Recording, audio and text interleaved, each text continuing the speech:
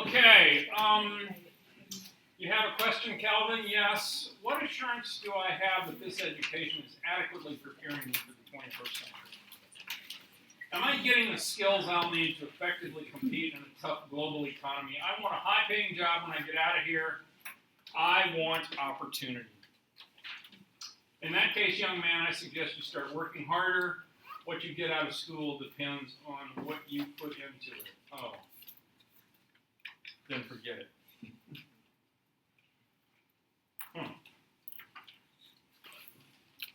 I can honestly say I've never seen that happen in one of these classes. So, but I have seen people put in an awful lot of energy, and I hope you all will too. Here's a class I had a while back that was kind of a pain sometimes. I'm back here. Well, you need to move up closer or get LASIK done or something. How's that sound? Yeah, that's you guys, I think.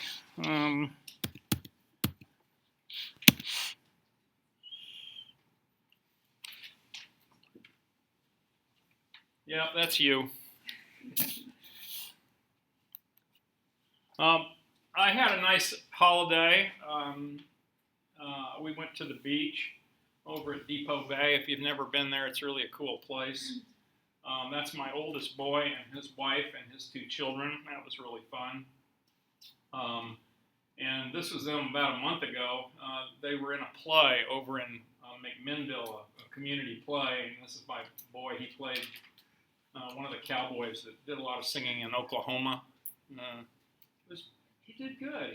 He used to have a rock band, so I guess he knew a little bit about singing, but not much. This is my oldest daughter, Sarah, who has the granddaughter who you've met, or no, you haven't met Josie yet, but you will. This is my second boy. This is Stephen. Him and his girlfriend are, yeah, what do you want to be when you grow up? Nobody knew, so we didn't. What do you want to do? Be a firefighter, maybe. Firefighter? Okay. Welcome. You weren't very late. Stephen and Katie. Katie's from Connecticut. They met over in Korea when he was teaching school over there. And when they flew back to the United States last summer, they flew into New York City, and then they rode their bicycles completely across the country to the Dalles. He looks a lot like you. Yeah. Like a great lot like you. That's your mini. Yeah. That's my mini-me. Okay. That is Well, they're living in Ecuador right now, down on the equator. They're working at a eco farm, learning about ecologically farming and taking care of the land and all that stuff. It's kind of interesting deal. He called me on Christmas Day, and they were surfing in the Pacific Ocean down in Ecuador. Pretty rough life, I'm sure. This is my second daughter, Jenna. Jenna just announced her impending marriage to Rob McCrae here. He's the guy that works for Keen Shoes. He gets me all the cool shoes. Your airport PDX carpet. Yep, my carpet shoes. I was going to wear them today for Miss Grove, but I decided not to. Hearing you forget, seeing you remember, do and you understand. Confucius said it first, but I think a lot of people have said it since, and studies have pretty well shown that. The way we will learn this material is we will not only talk about it, but you will look at it, you will read it yourself, and you will do it in lab, and you'll get to touch it and feel it and all that stuff. And I think each one of those steps pounds this information deeper and deeper down into your brain, which is where we want it to be. And I told this to my 231 class this morning, but it holds true for you guys too. You're beyond the point where you can study and learn stuff for a test. You can't do that anymore because it's life now, and you're learning it for life. And so I hope you keep that in mind. So don't think you can study for the tests and do fine. You'll do very poorly if you try to do that. This is not a class for cramming. You need to study every day of the week. And if you do that, you'll do very well.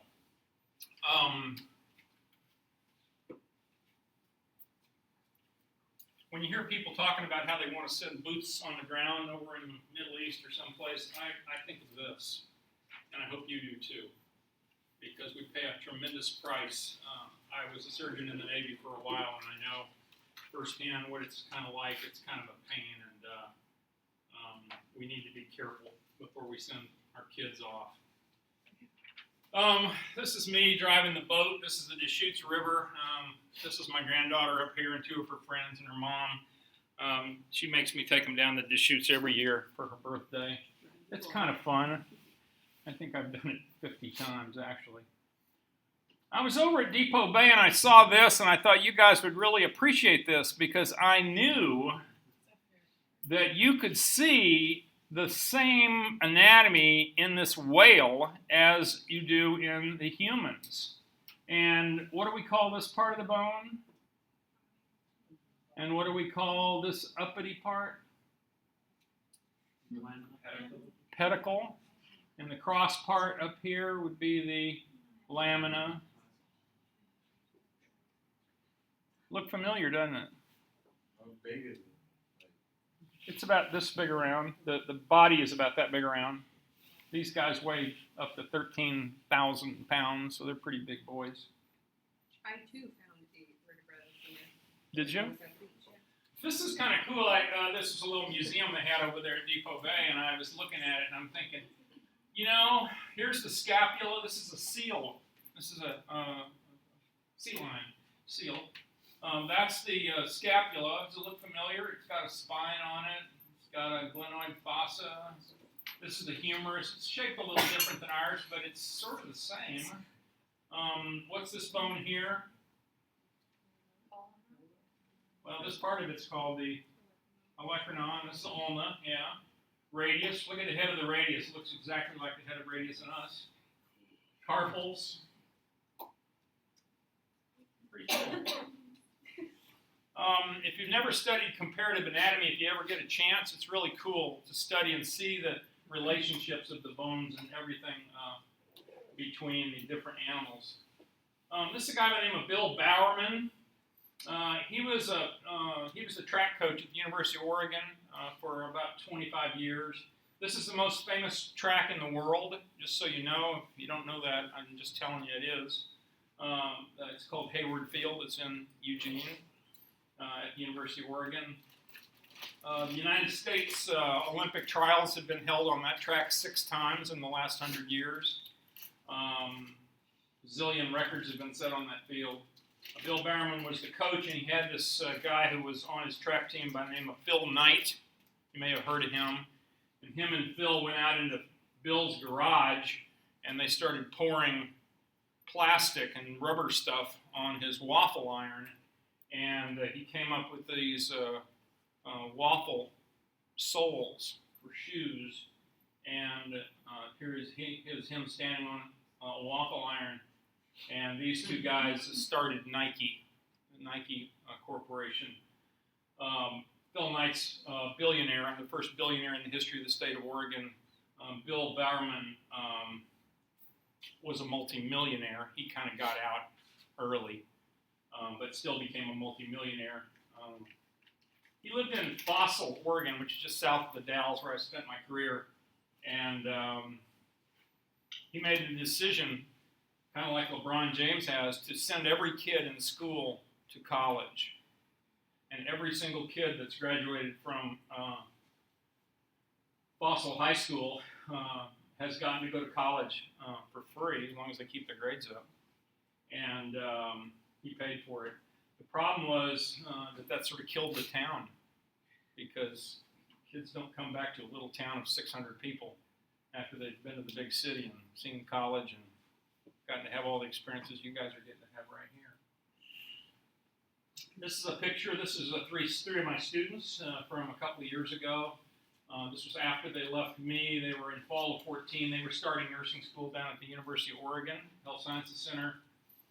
This is Yvonne and Stephanie and Kristen. This is a fourth friend they picked up down there. This was on the first day of nursing school. They were clowning around with a photo booth, and they took that picture. And obviously, they're 4 really cute girls, and they put them on the cover of the nursing school magazine. And they sent me a copy of it, which was really nice. And they're still doing very well. In fact, I've invited the 3 of them to come back next month on February the 1st. We're going to have a conference here on campus that will talk to you about how to get in nursing school, what to do, how to plan it out, how to go through the admissions process, how to go through the advising process, and so forth. I'll have a lot more information before that gets here. I had the experience this summer and this fall also of taking my grandchild to some protests. And I think you all should do that with your children or your grandchildren. I think every kid needs to see that this stuff you see on the news is really real people. These were the activists from Greenpeace that decided they didn't want to let the boat go out that was going to go up and start drilling in the North Sea, or not the North Sea, but the, up by the Bering Sea. And so they hung there for 36 hours and prevented the boat from leaving for a day and a half. They raised a lot of attention to the problem. And I went down there to look at them, and there were thousands of people down there looking. It was just amazing. Everybody was sort of in tune with the whole issue. It was very cool. I don't think I could hang from a rope for 36 straight hours, but that's because my prostate would give me trouble. There's only one way in this class that you're going to be able to make any extra credit, which I know you guys love to hear about. You can donate blood. I believe that everybody in this class is going to go into some kind of health care, and I think donating blood is something we can all do for each other. And there'll be several blood drives that'll come through. And I realize that some of you will not be able to donate blood. You don't have enough hemoglobin, or you don't have enough CRIT, or whatever. But as long as you make the attempt, bring me the evidence, and you'll get credit for it. It's a lifelong habit that I would like you to start. It's not so much the 1 unit that I get from you, but it's the 40 units that I hope you'll give throughout your life as a blood donor. It's a good thing to do. It makes you feel good. I use it as a diet. I lose a pound every time I do it. This is USAA, who I guess I joined up with them when I was in the Navy back in the 70s. They sent me this little thing to put on my car. It says, I'm a 40-year member. Wow. I've been doing business with somebody for 40 years. That's pretty amazing. Got to go to see the Timbers play in the playoffs with granddaughter. That was fun. That was one of the earlier games with Vancouver. It was really a lot of fun. We went down and saw a Southern Cal game. The Ducks played Southern Cal and thrashed them pretty good. That was a fun game. Okay, you guys ready for this one? This could be dangerous. Okay, this is our family rock band. We're the Beatles. My daughter Jenna, her fiance Ron McCrae, playing Paul McCartney. I'm playing John Lennon. Here we go. Hold me. Love me. Okay, that's enough, right? Love me.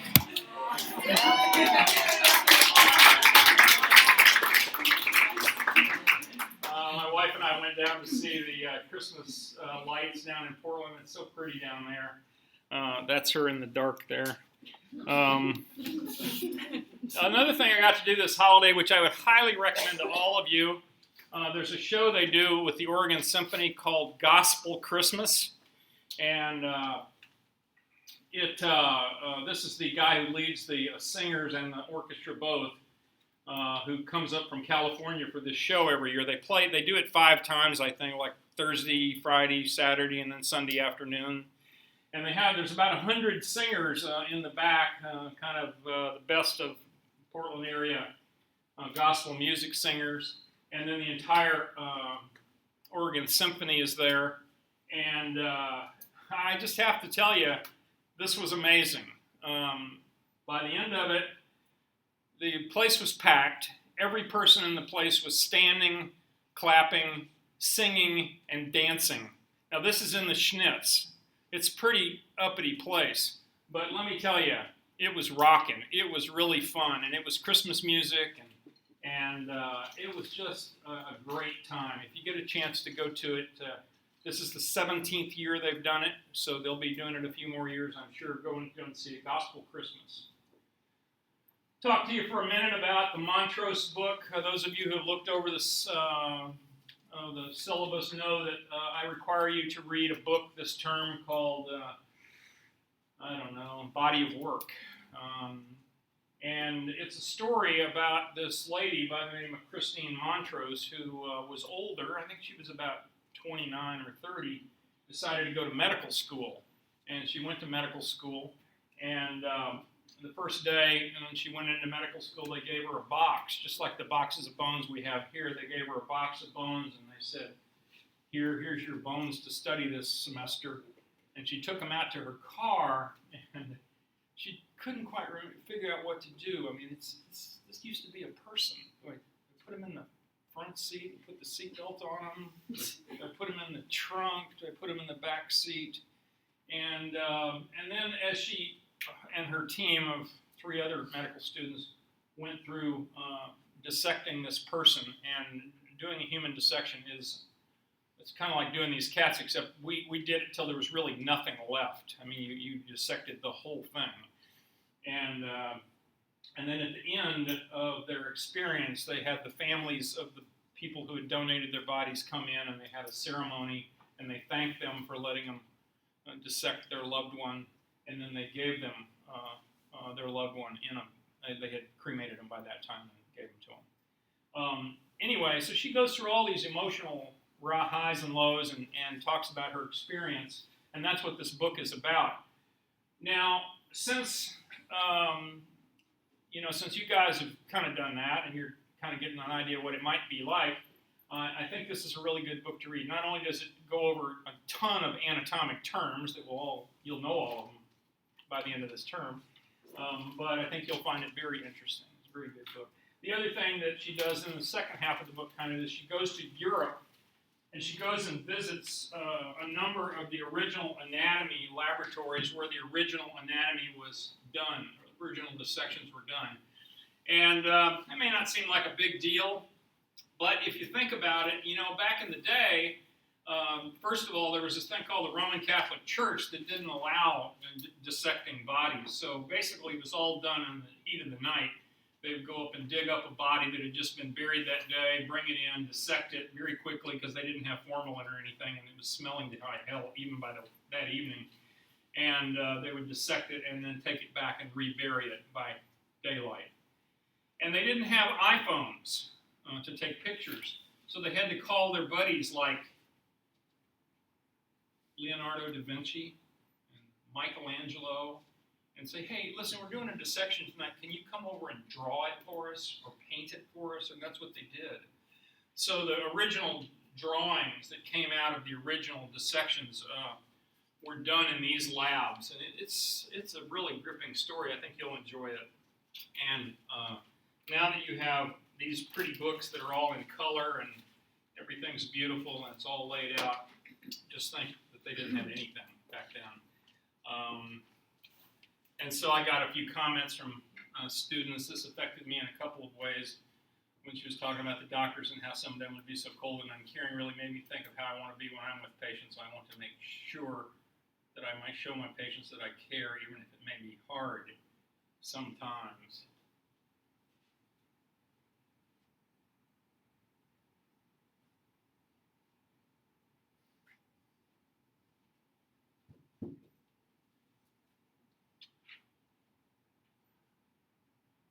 Probably not this term, but in the next term, which is the spring term. This is winter, yeah, spring. I will organize a field trip for us to go out to Western States University out on 122nd off of the Banfield Freeway out there. It's a huge chiropractic school. They have the most incredible anatomy lab I've ever seen, and they have about 18 cadavers that they have. And for the last 3 years we've done this, they'll bring out 2 of them, one prone and one supine, and the 2 of the professors out there will go over lots of parts with you, and you'll get to see a real cadaver. I try to put it off till towards the end of the year so that more of the dissection is done. The first time we went, they hadn't even opened the chest and the belly yet, so you couldn't see any of that stuff yet. But I'll I'll let you know about it. And there'll be signs around the place, even if you're not not in my class at that point. I am myself a donor. My way of giving. I think donating your body to be dissected would be pretty darn tough. Really tough. You know, I have not seen or talked to that guy since I walked off of the ship in 1979, and he sent me a note on Facebook the other day. We went to the Mediterranean for a few months on the aircraft carrier USS America, and I was a board-certified surgeon at the time. He was just an intern out there, but he went on to become an orthopedist, and he's been practicing in Michigan somewhere ever since. It's good to talk to him. This is what we did out there. These are the planes from Top Gun. This is a F-14, and this is me sitting in the front seat of a jet. I wasn't driving it, but that's the only place we have to land in 100 miles, so it's kind of makes you like your ship. Just as a reminder to all of you, I hate to talk about PhysioXs because you all hate them, but I love them. And just a reminder that in preparation for the first round of exams, you'll need to study PhysioX 7 and PhysioX 8, and also these lab exercises and these dissection exercises. Basically, it's the respiratory system and digestive system, so it's the labs associated with that as well. Okay, let's talk about the respiratory system. You ready? Okay. Hold on. Tell me when. Okay, the respiratory system is chapter 23. Empathy, I already talked to you about that.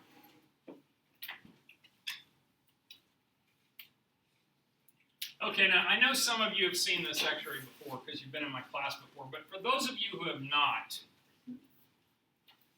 tell me what you see. Tell me one thing you see. What?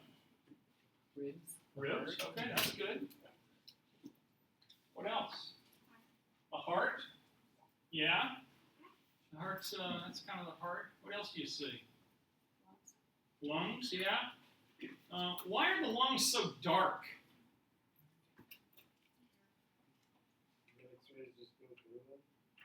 Well, what are they? Yeah, they're full of air. Yeah, so it passes right through the air really easily, so it makes the X-ray plate turn really dark because it doesn't stop hardly any of the X-rays. Alexandria, right? Yes. Why don't you see shoulder blades?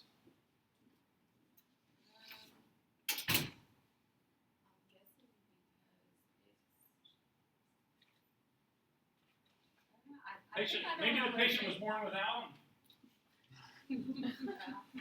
I'm kind of tricking you here.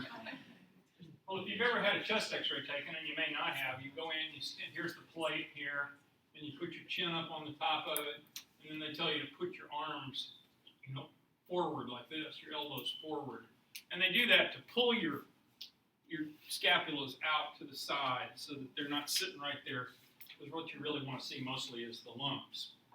Okay? So yeah, that's just positioning.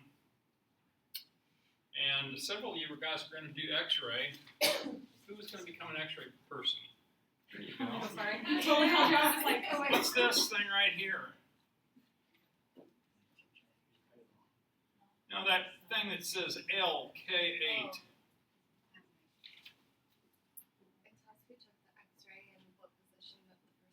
Yeah, it's every technician at every hospital has a code number, and this is K8, so that's that's X-ray technician K8. And basically, you sign all your work. You sign all your own work. So they lay that on the plate before they take every film. The L means this is the left side, this is the right side of the patient.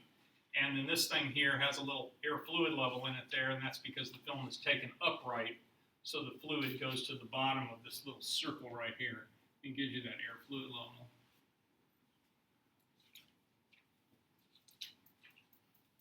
May? Is that a male or a female? You don't know? You can't can't see the double X chromosomes? The female. How do you know? You can see the outline. Oh, the breasts. I should have known you to notice. That's right. Okay. All right, so here we go. Whether you're racing in a triathlon or doing something less strenuous, you need to breathe in oxygen to help you get energy. And breathe out carbon dioxide, a waste product.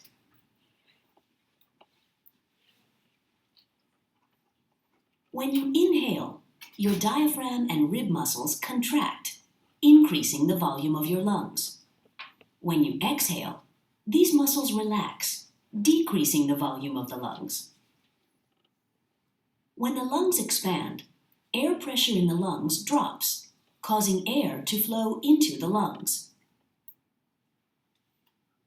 When lung volume decreases, air pressure increases, causing air to flow out of the lungs.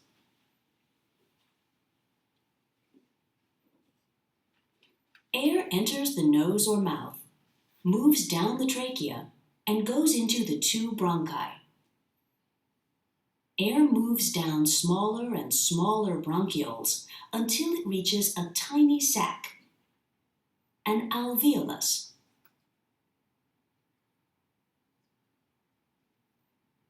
Each alveolus is surrounded by capillaries.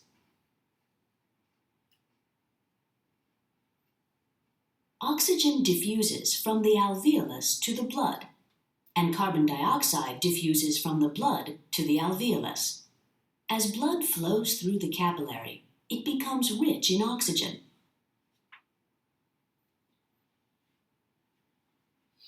In the blood, oxygen diffuses into a red blood cell and binds to hemoglobin, a protein made up of 4 subunits. One oxygen molecule can bind to each subunit.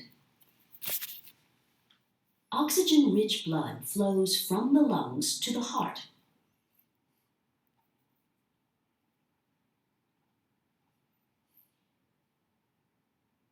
Which pumps this blood to capillaries all over the body.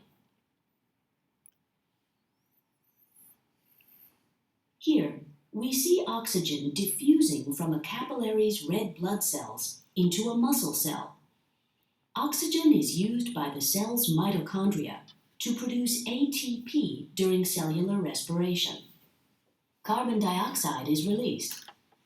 How does carbon dioxide leave the body?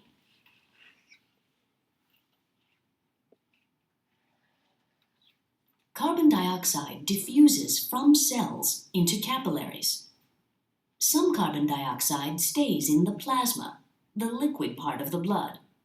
Most carbon dioxide, however, enters red blood cells. Some carbon dioxide binds to hemoglobin. The rest is converted to bicarbonate, which diffuses into the plasma. This oxygen-poor blood flows back to the heart, which pumps it to the lungs. There, carbon dioxide diffuses from the plasma into the alveolus. Bicarbonate enters red blood cells and is converted back to carbon dioxide. Carbon dioxide is also released from hemoglobin. Carbon dioxide diffuses out of the red blood cells into the plasma and into the alveolus. When you exhale, air flows out of your lungs. And that's how you release carbon dioxide, get oxygen, and keep on running.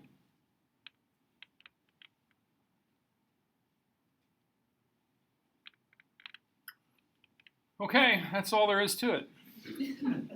Pretty much. So, yeah, you'll have that video on the recording, so you can watch it again. But really, that's pretty much it. It's in comes the good gas, out goes the bad gas, and then the gases have to exchange.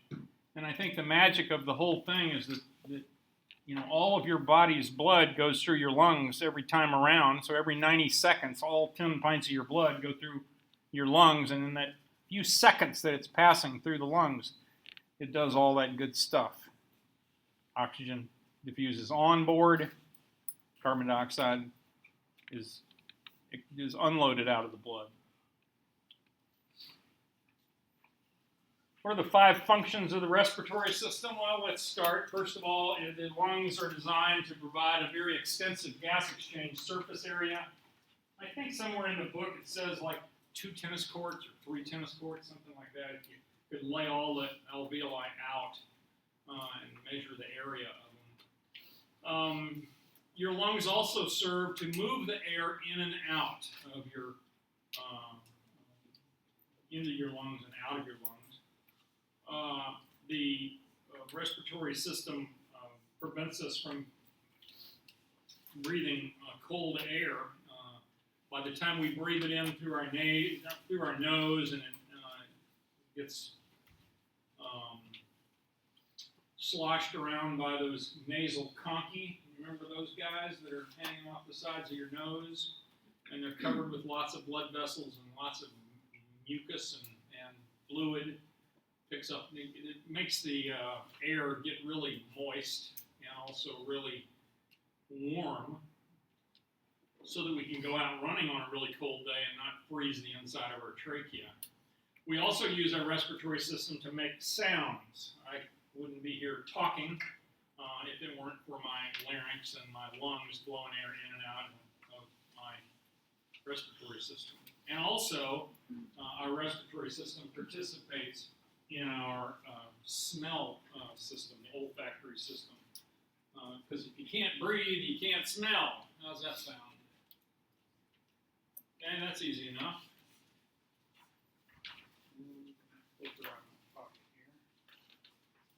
Okay, the respiratory system is divided into upper respiratory system and lower. I think this is a silly splitter thing. But basically, it just means the upper respiratory system is everything above the larynx. The lower respiratory system is everything below the larynx. What's the larynx, Gina? In the throat, right? It's in the throat, yeah. It's this, feel your bodies, guys. It's this bony thing right here. It's called the Adam's apple. Men, it's much more prominent usually. And the reason for that is that in men, the larynx tends to be longer, and so therefore the voice is lower, because it's like a guitar string, you know. If it's long, it's low, and then if you put your finger on it and shorten it, it gets higher.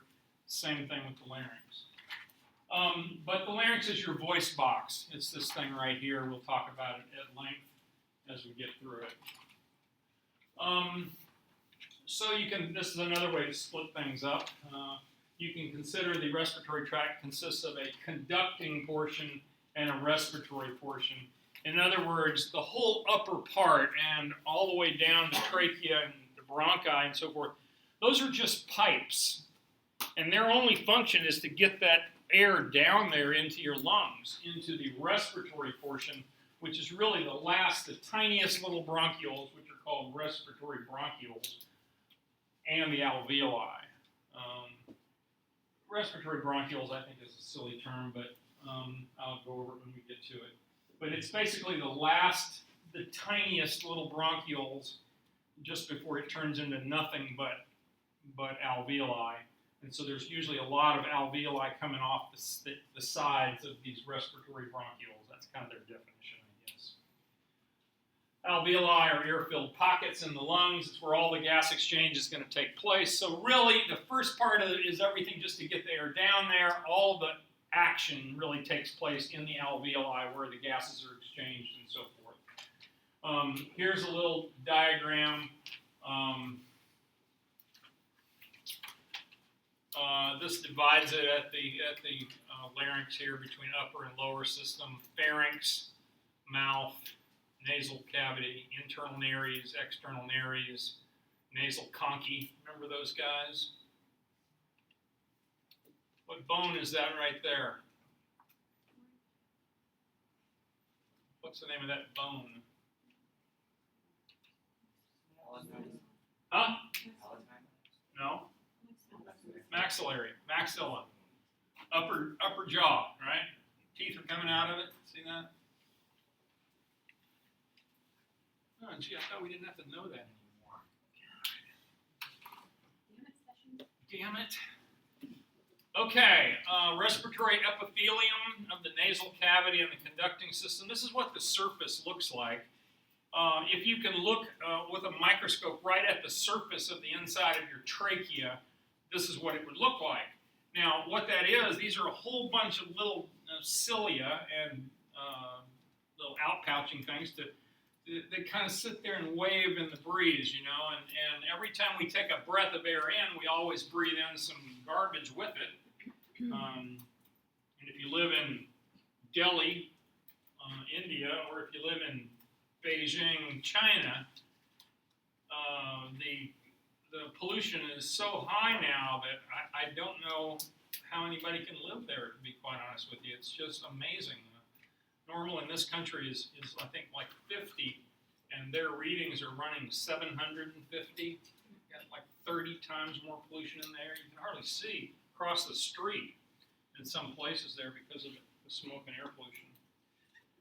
But what do these things do? Well, these cilia are in there to kind of help clean any of that garbage out. So anything we breathe in, these cilia start working it back up towards our mouth. And once we get it to our mouth, we kind of go swallow it down into our stomach where all the bacteria get killed and all those little pieces of dust and stuff just get digested. So we really need these cilia to keep our respiratory system clean. And that here's a close-up of it. You remember this from early in 231. What's this epithelium called?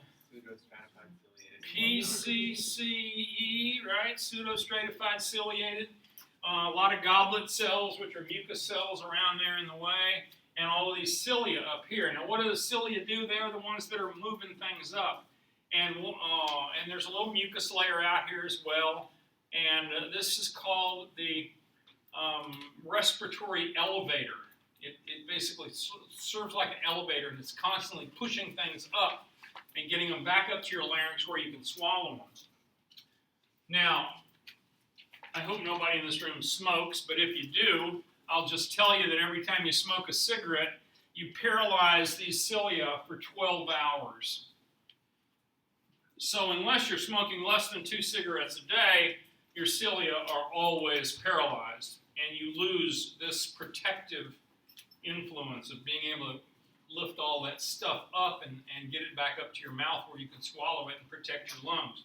That is the total cause, basically, of COPD, chronic obstructive pulmonary disease, emphysema, and chronic bronchitis, all three. It's just caused by crap building up down in your lungs that you can't get out. And I remember having patients that have that, and you would say, well, Mr. Jones, how long you been smoking? He said, well, I've been smoking about 3 packs a day for 40 years. And you're thinking 3 times 40, that's 120 pack years of smoking. That's what we call it, pack years. And how much do you cough? Oh, I cough every day. How much do you cough up? You think, oh, about a cup and a half. And that's really what they do. They just kind of sit around all day long, and they're snorting and hawking and coughing this stuff up because for so many years they haven't had this, that it's just built up down in their lungs, and now they can't get anything out. And of course, their goblet cells are working overtime down there trying to stop the irritation. And that's really what kills people from cigarette smoking, as well as the fact that the nicotine affects their blood vessels and leads to early atherosclerosis and leads to coronary artery disease that we've talked about as well. So if they stop smoking, do the cilia? They come back to life. Yes, they do. And that's why we'll talk about life expectancy if you stop smoking later. That's what I was going to ask you, actually. Yeah. At what point is that reversible? Didn't you used to be a redhead? I was blonde. You were blonde. Blonde. I see. It got really cold. Was this Christmas? Just felt like Actually, it was at the end of last term. So Oh. I don't know. Wow. I guess I guess I missed it. well anymore. If you get a haircut, you will get embarrassed in this class or do anything to your hair. Respiratory dispense system consists of a series of filtration mechanisms. Obviously, we would like to just breathe in nice, perfect, clean air. but it doesn't work that way in this modern world. The components of our defense system that allow us to clean all this stuff are those mucus glands and the mucus cells. And it's that mucus that kind of catches all the dust particles, and then hopefully the cilia will sweep it up towards the pharynx. That's called the mucus elevator. I mentioned that before. Filtration up in your nose, actually, as you're breathing the air in, you catch a lot of big particles in your nose hairs. So the nose hairs are really kind of your first level of filtration. And if things do get all the way through and they get all the way down into the alveoli, you have these cells called alveolar macrophages. Macrophages are garbage cleanup guys, right? Macrophages. And they'll help eat it up down if it gets all the way down into the lung. So let's talk about the track of the air that it takes. It starts in the nose, enters the respiratory system through the nostrils or the external nares. The thing you pick here is your external nares. It's not really your nose. And it leads into your nasal vestibule, which is back up inside there a little bit. Nasal hairs live there in the nasal vestibule and are the first particle filtration system. Then it goes up along either side of the nasal septum. You remember that bone that comes down the middle and has mucus membrane on both sides, divides the nasal cavity into right or left. You've probably heard of people with a deviated septum. They got an accident or fractured their nose somehow a long time ago and pushed their nasal septum over to one side or another, and they can't breathe right, at least through one side of their nose, and the doctors will go in and put them to sleep and put a screwdriver in there and kind of break it and move it back to the middle occasionally. So all of these areas, the sinuses, the paranasal sinuses, your frontal sinuses, your ethmoid sinuses, your maxillary sinuses, they're all making mucus as well. And that's why you get snotty noses, and that's why you get, sinusitis and infections in your sinuses as well from these things getting clogged up. And then the very top part of your nasal cavity, up there above the upper conchus, remember, 3 nasal conchi, and the area that is the olfactory region that you do your smelling with is up above the upper one. Remember that from special census chapter? Sure you do. You don't remember anything. Airflow goes on back to the internal nares and it goes past the superior, middle, and inferior meatuses. Those are those areas of turbulence around the meatuses, the conchi. And they warm and humidify the incoming air so that by the time it gets to the back of your throat, it really should be warmed and it should be 100% humidified. Now think about that. If I went up to the window over there and walked up to the window and went, it would fog it up, right? Now, why is that? Because it's the same air as out here, right? This air is really dry. But by the time I breathe it in through my nose, it picks up all this moisture so that all the air you breathe out is 100% humidified and it's warmed. And that's why you'll make steam every time you do that. Now, that'll become important when we start talking about the partial pressures of the gases and so forth, to know that part of the oxygen and part of the nitrogen is taken up by now water vapor, right? It's just water. Hard palate, you remember that? You can feel it. It's this hard thing on the top of your mouth. It separates the nose above from the oral cavity below. Then behind it, it becomes soft, and it's a bunch of muscles. Extends posterior from the back side of the hard palate. It goes on back to that little funny thing that hangs down back there called the uvula. So once you get back to that point, you're really into the pharynx. The pharynx is a name given to any part of the respiratory tree that is used in conjunction with the digestive tree. So if it's an area that you breathe through and it's an area that you eat through, it's pharynx. Okay, so those two things join up back in the back of your throat and becomes the pharynx. And that's kind of the definition of pharynx, I think.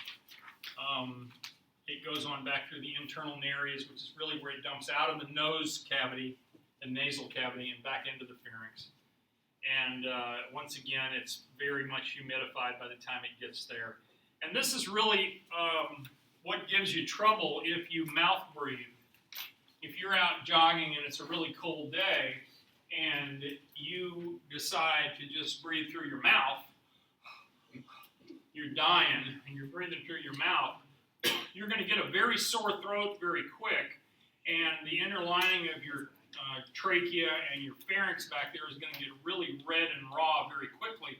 Why? Because now you're putting cold, dry air on it, and it's not really used to that. It's much better to breathe through your nose and have the air warmed and humidified by the time it gets back there. Does that make sense?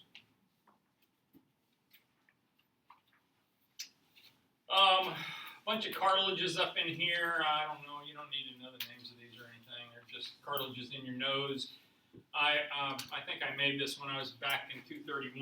If you break your nose, you don't really break your nose. Usually you just displace a bunch of these cartilages. That's why doctors can kind of take it, just kind of reshape your nose, put it back together, and then put a splint on it. It's not really a broken bone. It's just broken cartilages, or not broken, mostly just displaced cartilages.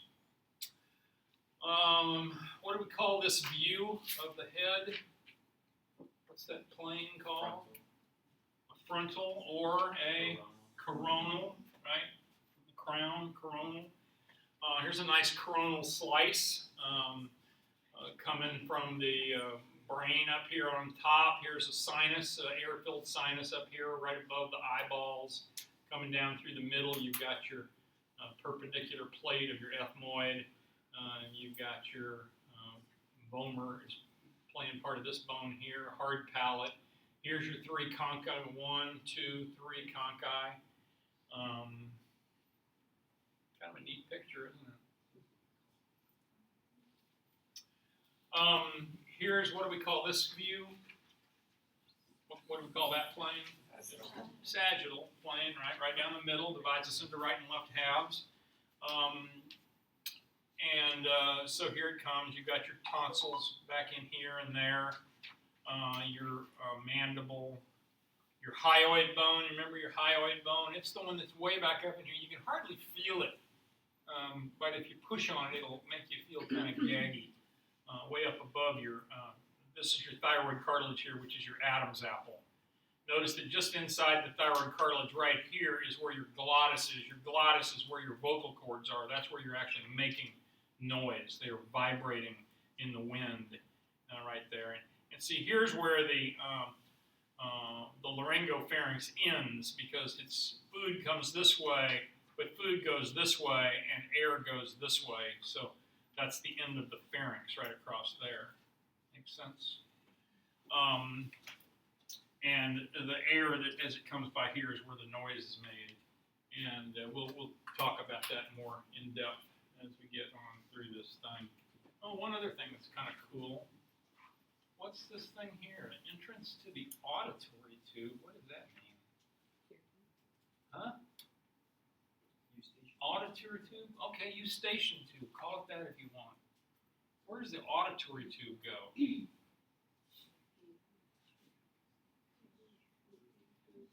Huh? It goes into what part of your ear? Your middle ear. That's right. That's the one the kids always get all their ear infections through, is because this auditory tube is short and small in kids, and the slightest little irritation clogs it up, and then they get an infection in their ear. Okay, so the pharynx is a chamber shared by digestive and respiratory systems. I couldn't have said it better myself. Extends from the internal nares to the entrances of the larynx and esophagus. Divided into the nasopharynx, which is the nasal end of things, the oropharynx, which is the mouth part of things, and the laryngopharynx, which is the bottom part, getting closer to the larynx. The tonsils are up there in the nasopharynx. Y'all all seen your tonsils? Ever looked in there and seen them? Kind of cool. You don't have any? I think I told you the story of my granddaughter. She was 12 years old, and she never went to sleep that she didn't snore all the time. And she kept getting 3 or 4 colds every winter, and it was kind of, just noise back in there. And we took her in a few times, and they said, well, she's got tonsillitis, and we should treat it. And finally, I took her in myself one day, and I said, I'm thinking she might be close to needing a tonsillectomy. And he looked at her, he says, oh, absolutely, she needs a tonsillectomy. And so she got it, and they did tonsils and adenoids, they call it. Tonsils are the palatine tonsils, the ones you can see, and the adenoids are the ones that are kind of behind and up, up in the nasopharynx, kind of behind the uvula and up. And so they got those out, and now she's the fastest runner in Washington County in the 7th grade, and she sleeps all night. She doesn't snore anymore. There are people who tonsillectomy really does help, but it's been an abused operation. It used to be done on everybody. And I think I've told some of y'all that when I was an orderly before I started medical school, it was not unusual to look on the surgery schedule and there would be the Jones family, Jones, Mary, Jane, Bill, Sammy, and George, all 5 of the kids coming in on the same day to get their tonsils out. Well, I can guarantee you that all 5 of them didn't need it, but that's the way it was done back in the 70s. From the pharynx, the air goes into the larynx, which is the voice box, as I said. The larynx is a cartilaginous structure. It's this voice box that you can kind of feel, and you can tell it's not just flabby tissue. It's reinforced with some pretty significant cartilage. And we'll go through those cartilages in a minute because they kind of hold it open, and they also allow the vocal cords to stretch in there to give it something to stretch against to make noises with. I think this is an important thing to know, and there's this opening back in there called the glottis. And if you're intubating somebody and you look back in there, you can see the glottis. It's between the 2 vocal cords. But it's not really a structure. It's just an opening. So the glottis is just an opening. And don't get confused by that. Make sense? We'll show you pictures of it later. Oh, click. What do we do here?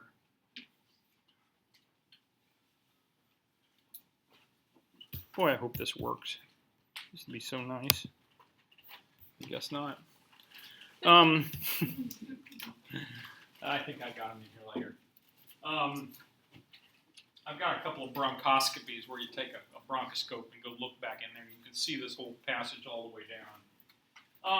3 large unpaired cartilages form the larynx. One of them is called let's get rid of the first one first, the epiglottis. You've heard of it before.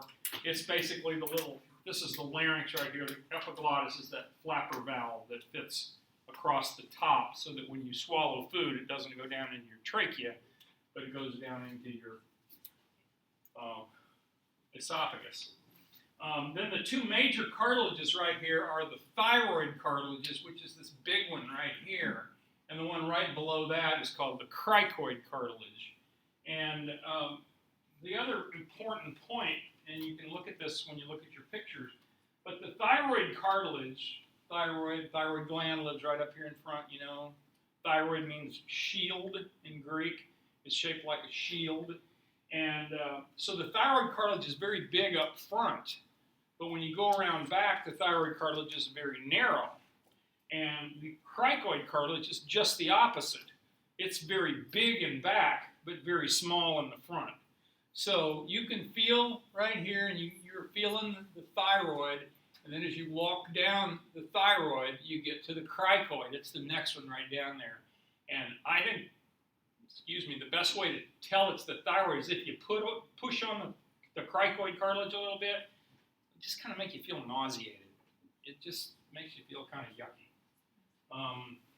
Anyway, Thyroid cartilage is called the Adam's apple. It's hyaline cartilage. What kind of cartilage is the epiglottis? Elastic cartilage, right. Okay, but thyroid and the cricoid are both hyaline cartilage, and they form the lateral and lateral walls and anterior walls. They attach to the hyoid bone, the epiglottis, the cricoid cartilage is just below it. It forms most of the posterior side of the larynx. Remember what I just said, the cricoid is big in back, thyroid is big in front. Below the cricoid cartilage is the first tracheal cartilage. The other cartilage, which you should know about, it's the only other little cartilage you should know about, is called the arytenoid cartilage. And the arytenoid cartilages are important because they are built in such a way that when they twist, they tighten up the vocal cords. And when they tighten up the vocal cords, you talk really loud. And then when you loosen it, it goes down. You talk lower. Tight. Lower. How was that? That was awesome. Oh, thank you. Epiglottis, elastic cartilage, there you are. And I think I'll just leave it at that.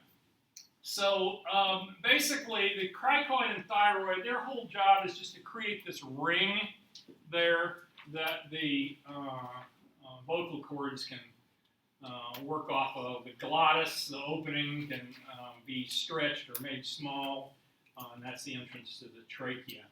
When you swallow, the larynx becomes elevated, it goes up and runs into the epiglottis. And if you'll put your hands on your Adam's apple right here just gently and then swallow, what happens to it? It goes up quite a bit, doesn't it? Kind of interesting. So yeah, the larynx is elevated, the epiglottis folds back over the glottis, and that prevents food going down the wrong pipe into the respiratory tract. Here's the three other small ones. I don't really care that you know the last two. I just want you to know a little bit about the arytenoid cartilages, and we have some really nice models of the larynx over in the lab that you should get and look at, and you can twist them and see how they work to stretch the vocal cords and relax the vocal cords. Here's a nice picture of these things. Here's the epiglottis, the elastic cartilage one up here on the top. Here's the thyroid cartilage, big in front. Here's the cricoid cartilage, it's small in front. And then looking at it from the back, you see that the thyroid cartilage is pretty small coming across back here, and the cricoid cartilage is rather large back in here. Here's these little arytenoid cartilages right up in here. They're the ones that twist, that tighten the vocal cords. The vocal cords, called the vocal ligament here in this picture, are what, by changing the tension on them, you change the tone. And you guys remember that homunculus thing? Remember, what was the issue about the homunculus and the larynx? Remember that? For the motor homunculus? Remember the homunculus kind of related the sizes of the different areas to how much nerve involvement there was, and the larynx was the biggest thing, and that's because you have more motor fibers from your brain that are going to your larynx than anything else, because it takes a tremendous amount of motor control for us to do things like say M, C, O, all of that stuff. Every bit of enunciation that we give to words is all controlled by those two little cartilages twisting and changing the tension on the vocal cords. Here's the tracheal cartilages down here below. Remind me your name back there. John. John. And John, you're in PA school. Correct. He's just an observer in our class. I want you guys to welcome him. This is John. He's at Pacific, going through PA school, but wanted to brush up on some of this. So, have you done a cricothyroidotomy? We have not. Have you practiced them yet? No. Okay. cricothyroidotomies are nothing more than going right over here and making an incision here in the cricothyroid ligament between those two cartilages and sticking a tube in there to breathe for somebody who has got a piece of meat or something stuck in their throat and you just can't get it out and they can't breathe and they're dying. You make an incision across right between those two ligaments, and it's right there by the skin, so you suddenly have an opening from the outside in, and you can breathe for them. Put a tube in there and breathe for them nicely. We used to do tracheotomies and tracheostomies, and that was coming down here and going between usually the second and the third tracheal cartilage and making an incision to put a tube in. But we learned over the last 25 years that it's easier just to make it up here. And you can do this in a restaurant, whereas these tracheal cartilages down here, if you feel in your neck, when you go down below your two big cartilages and then start counting tracheal cartilages down here, it gets pretty deep in your neck. And also it gets behind your thyroid gland, which is something you don't want to be cutting through because it bleeds like hell. But that's been a major change in respiratory care management in the last just 15, 20 years. So that's when people stick a pen in the throat, right? Exactly. Yeah. So here's kind of a side view that's kind of cool. Here's your thyroid cartilage up here. Here's your epiglottis up here. Here's your hyoid bone. You see a hyoid bone really doesn't attach to anything. It just has ligaments that connect to everything. Here's this arytenoid cartilage that I told you was the one that twists and therefore changes the tension here on the vocal ligament. This is the vocal cord. This one up here above it is called the vestibular ligament, which is also called the false vocal cord. It's not really a vocal cord, but it sort of looks like it. And then here's the cricoid cartilage in back. Remember, the cricoid is small up front, large in back. And there's your cricothyroid ligament right there. Isn't that cool? So these cartilages function to open and close the glottis and produce sound.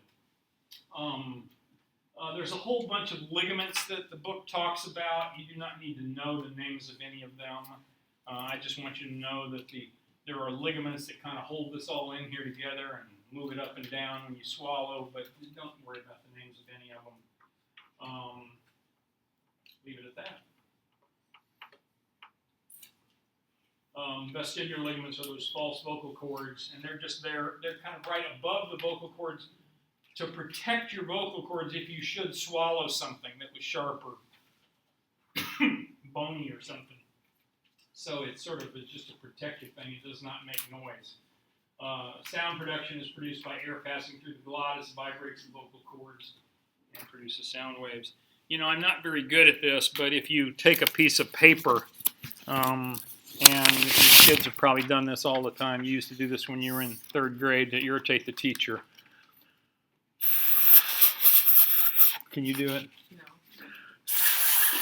Well, you can usually make a really loud noise by vibrating the paper. And that's really all you're doing with your vocal cords is you're vibrating your vocal cord. You guys just weren't hellraisers in school, were you? Okay. Now I scared my teacher. Yeah. Here's a couple of words you ought to know. Phonation. Phonation means the creation of sound. Okay, that's all it means, creation of sound at the larynx. Articulation is modification of the sound. So, you hear me say so. Well, that's air flowing over my tongue and my lips to make other sounds. And so P, G, G, all those noises that we know as vocabulary and language are really more a process of articulation and how we monitor that and change that airflow. It's the modification of the sound by these other structures. Think about that the next time you're talking to yourself. Here's a nice picture coming down from above. You can see the glottis is this open area, like I said.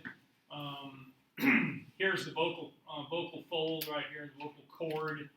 And I've got some videos that I will show you that illustrate these things really neat, and you can hear people talking, because you can actually get them to talk while you're looking at their vocal cords, and it's pretty cool to see how it works.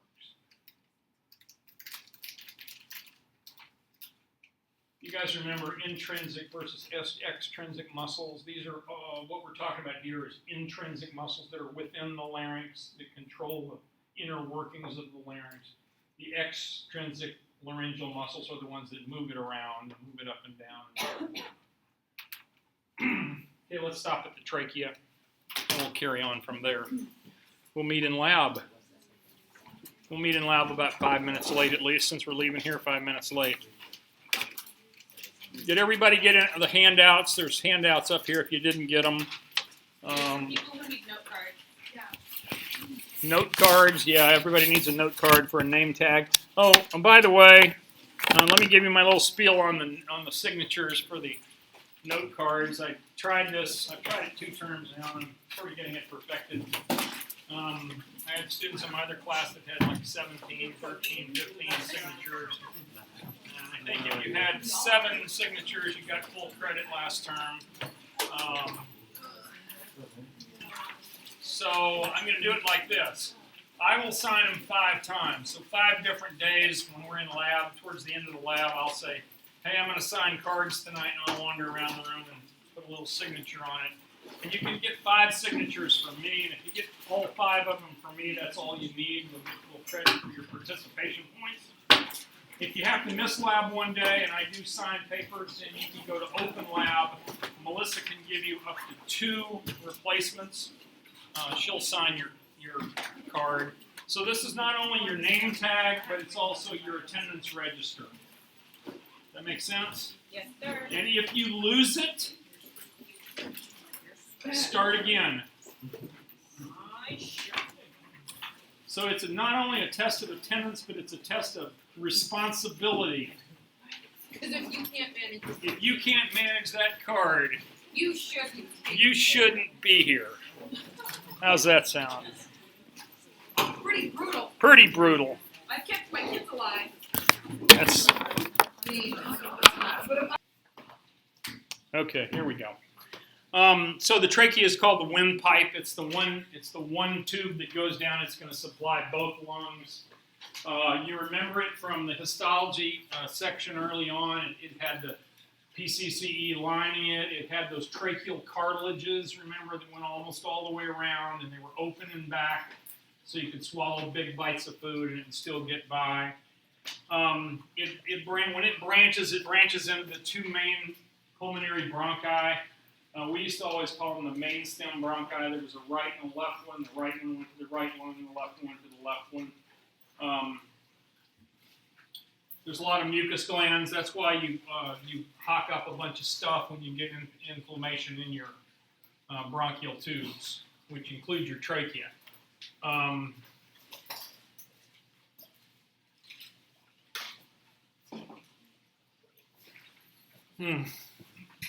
It would really help, Hal, if you would plug this thing in.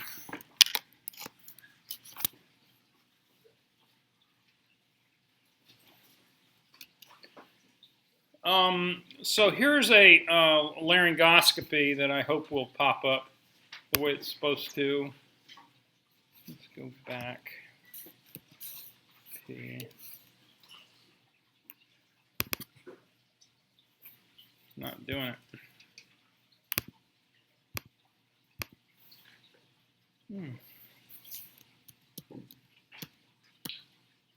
Okay, my videos aren't playing, but I will play them at the end when we're done here.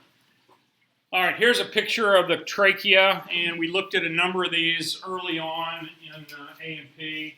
And the things to notice probably are that the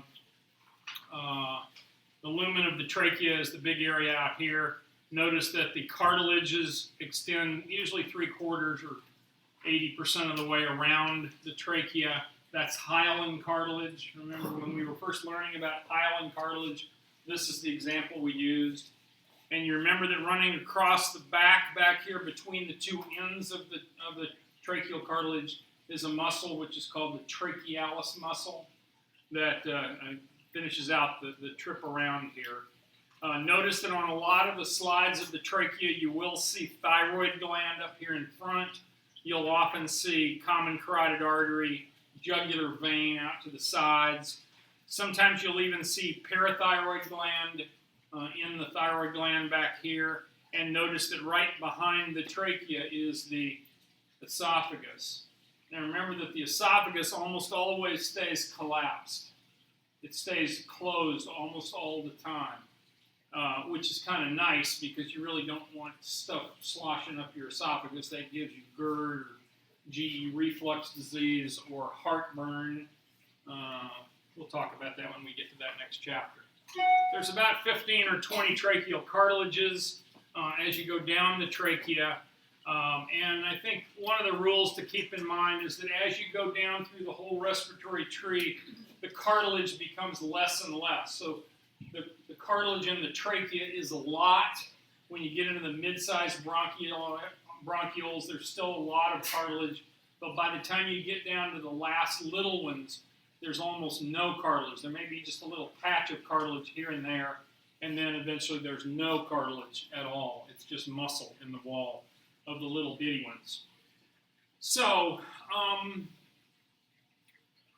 the ligament and the trachealis muscle go across the back. I think I've said enough. Where the trachea divides and to go down into the two lungs, we call that the carina. And basically, the carina is this point right here, where there's kind of a ridge. If you're looking down this way, then obviously you're looking at a ridge between the right and left lungs, the right and left mainstem bronchi, and that's called the carina. Now, we can see the carina on most chest x-rays. You can see right where it is, because you'll see the column of air in the trachea, and you'll see where it splits, and that tells you where the carina is. Why do you think that might be important to know? If you had a person in the ICU and they had a tube in their throat going down into their trachea, why would you want to know where the tip of it is? You don't hit it? Well, you certainly don't want it sticking down into one lung, because if you stick it down too far, it's into one lung, and then the other lung isn't getting breathed. So you always want it about 2 centimeters or so, an inch above the carina is where you want the tip of your endotracheal tube to be. And you can tell that on almost any chest x-ray. Almost all of the tubes that we use that go down have a radio opaque strip. It's a little marker strip that comes down and it stops right at the end of the tube, and so you know that that's the bottom end of the endotracheal tube. Yes? So if you do put a tube in somebody, I mean, you're in the ER, then you send them to get an x-ray, you do an x-ray. Pretty much, we always do an x-ray, yes. To make sure where it is. Absolutely. And then secure it once. Absolutely. Now sometimes we don't. If you put it in and you saw it go through the cords, and then you know you put it in maybe another 2 or 3 inches, and then you held it there and you taped it there, and then you listen to both lungs with your stethoscope, and you can hear good breath sounds on both sides, then you know you haven't done what we call a mainstem intubation. If you push it in too far, it's going to go down into one of the mainstem bronchi. Which one's it going to go down into usually? The one with the steepest angle. The one with that's the straightest. I guess y'all haven't learned that yet. Is that the right? It's the right one, yeah. Well, we'll talk about that in a few minutes here. Okay, so the primary bronchi, they travel, they just divide and go out into the lungs, into the hilum of the lung. The hilum of the lung is just like the hilum of everything. It's where the tracheal tube comes in. It's where the big blood vessels go in. It's where the big veins come out, the hilum. This is the point I was making. You notice that up here, the tracheal cartilages are very complete. And then as the farther you go down, the less complete they become. And then as you go on down into here, it's just a few patches of cartilage on some of these secondary bronchi. The hilum, I just said what it is. The root of the lung is basically the complex where everything comes in and goes out of the lung. It's anchored back in the mediastinum. It lives in the mediastinum. let's look at the lungs. There's a right and a left one. There's just two. And the base of the lung is the part that lays on the diaphragms down at the very bottom. So the base of the lungs would, I'm not finding that here, but so this guy right here has got nice pair of lungs, and so we would call this the apex of the lungs up here. This would be the base of the lung, which is down here and sits right on the diaphragm. The mediastinum is everything that's in between. Remember, the mediastinum includes the pericardium, which includes the heart.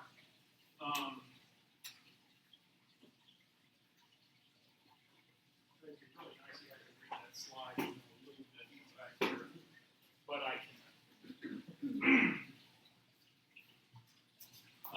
Let me just tell you that you do not need to know the anatomy any farther than the three major lobes of one lung and the two major lobes of the other lung. I'll get to that here in just a second. The right lung has three lobes. It has a superior, a middle, and an inferior lobe, and that's because it is separated by a horizontal fissure. The horizontal fissure, obviously, in the right lobe goes this way, okay, and there's an oblique fissure that goes this way. Goes from the top and the back all the way down. The left lung only has two lobes. It has a superior and inferior, and there is just the one oblique fissure going this way. I'll show you the anatomic importance of that in a second here. The right lung is a little bit wider. Why is that? Well, that's because the heart is a little bit more on the left, right? That's why we hold our hand over our heart on the left, right? Gee, I never thought about that. It's an anatomic reason for everything. Left lung is longer, and it's kind of pushed out that way, and there's a kind of a big notch in it where the heart kind of sticks into the lung. That's called the cardiac notch. This is a pair of dead lungs, and I don't think that really adds much to it. It shows you, I've got better pictures. Here's the best pictures. This is all of the anatomy that you need of the different lobes. Now, if you were in medical school, you would learn that there's like 17 sublobes on this side, and 15 or 18 sublobes on that side. And I will tell you that when we were doing surgery, if we had to take out one of these lobes, every time we did it, we would go look at the anatomy book because you did it so rarely. It just was, it's very uncommon in the modern day to be taking out a lobe of the lung. You take it out mostly for small tumors. Most of the time, though, because of the sophistication of CAT scans and MRIs these days, 95, 97% of the people with lung cancer, when they walk into your office on the first day, you can send them up for an X-ray and an MRI and a CT scan, and 95% of them, you can sit down and say, well, Mr. Jones, I'm sorry, but your lung cancer has already spread. It's already outside of your lung. It's already in the lymph nodes. It's already in the bones. It's already in the liver. You're going to die. Actually, you say, your treatment is not going to involve surgery. It's going to involve nothing but chemotherapy or radiation. So there's very little lung surgery done anymore, and it's a very rare thing. I think probably in my career I didn't do more than 15 lung resections in 20 years. One a year, not very many. Here's what the hilum looks like. This is where all the stuff comes in and goes out. Please notice on the right side, this is the back here. This is the back of the patient. Superior lobe, middle lobe. So the middle lobe is out here in front, and the inferior lobe is down in the back, but notice that the inferior lobe goes all the way up high. So if I had a stethoscope and I was listening to her lung right there, what lobe am I listening to? That would be her lower lobe, because the lower lobe comes up and back. See that? Inferior lobe. And if you listen in front, you're almost anywhere up at all, you're listening to the upper lobe, because the superior lobe takes up most of the front of your chest. This is the business about the heart and the lungs and how they fit together, and notice that the heart sticks out more on the left side, so it leaves this big notch over here in the left lobe. Let's talk about the bronchial tree, which is nothing more than the splitting of the bronchial tubes as they get smaller and smaller. The first one is the main stem bronchus, or the primary bronchi. There's just a right one and a left one.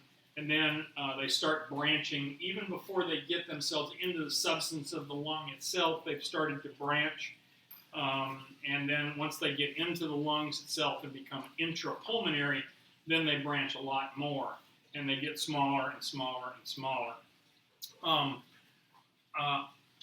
The second branching is called the secondary bronchi, or called the lobar bronchi. In other words, one of these secondary bronchi goes to each of those lobes that I just talked about. So there's only 3 lobar bronchi on the right side, and there's only 2 lobar bronchi on the left side.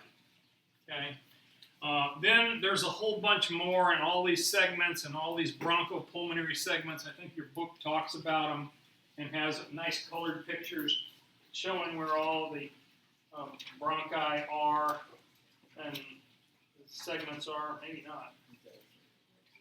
Yeah, sort of.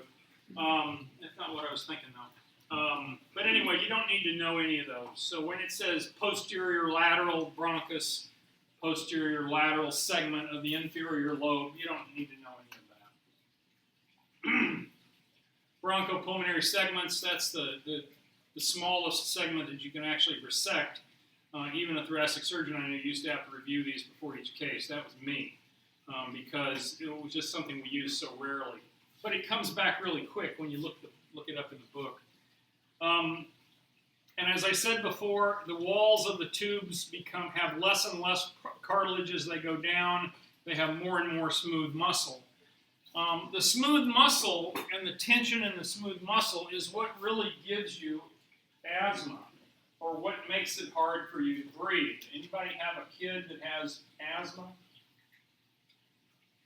Well, asthma is a tough thing. It's caused by spasm of these bronchial muscles. And so the kids can usually suck air in, but then they can't blow it out. And when you're listening to them, it's kind of a whistling noise. And as they try to breathe air out, but they can't. So they continue to breathe in more, their lungs continue to fill more with air, but they really have a hard time breathing it out. And that's why a really bad asthma attack can be fatal, because the kids simply can't breathe the air out. And the treatment of that is to give them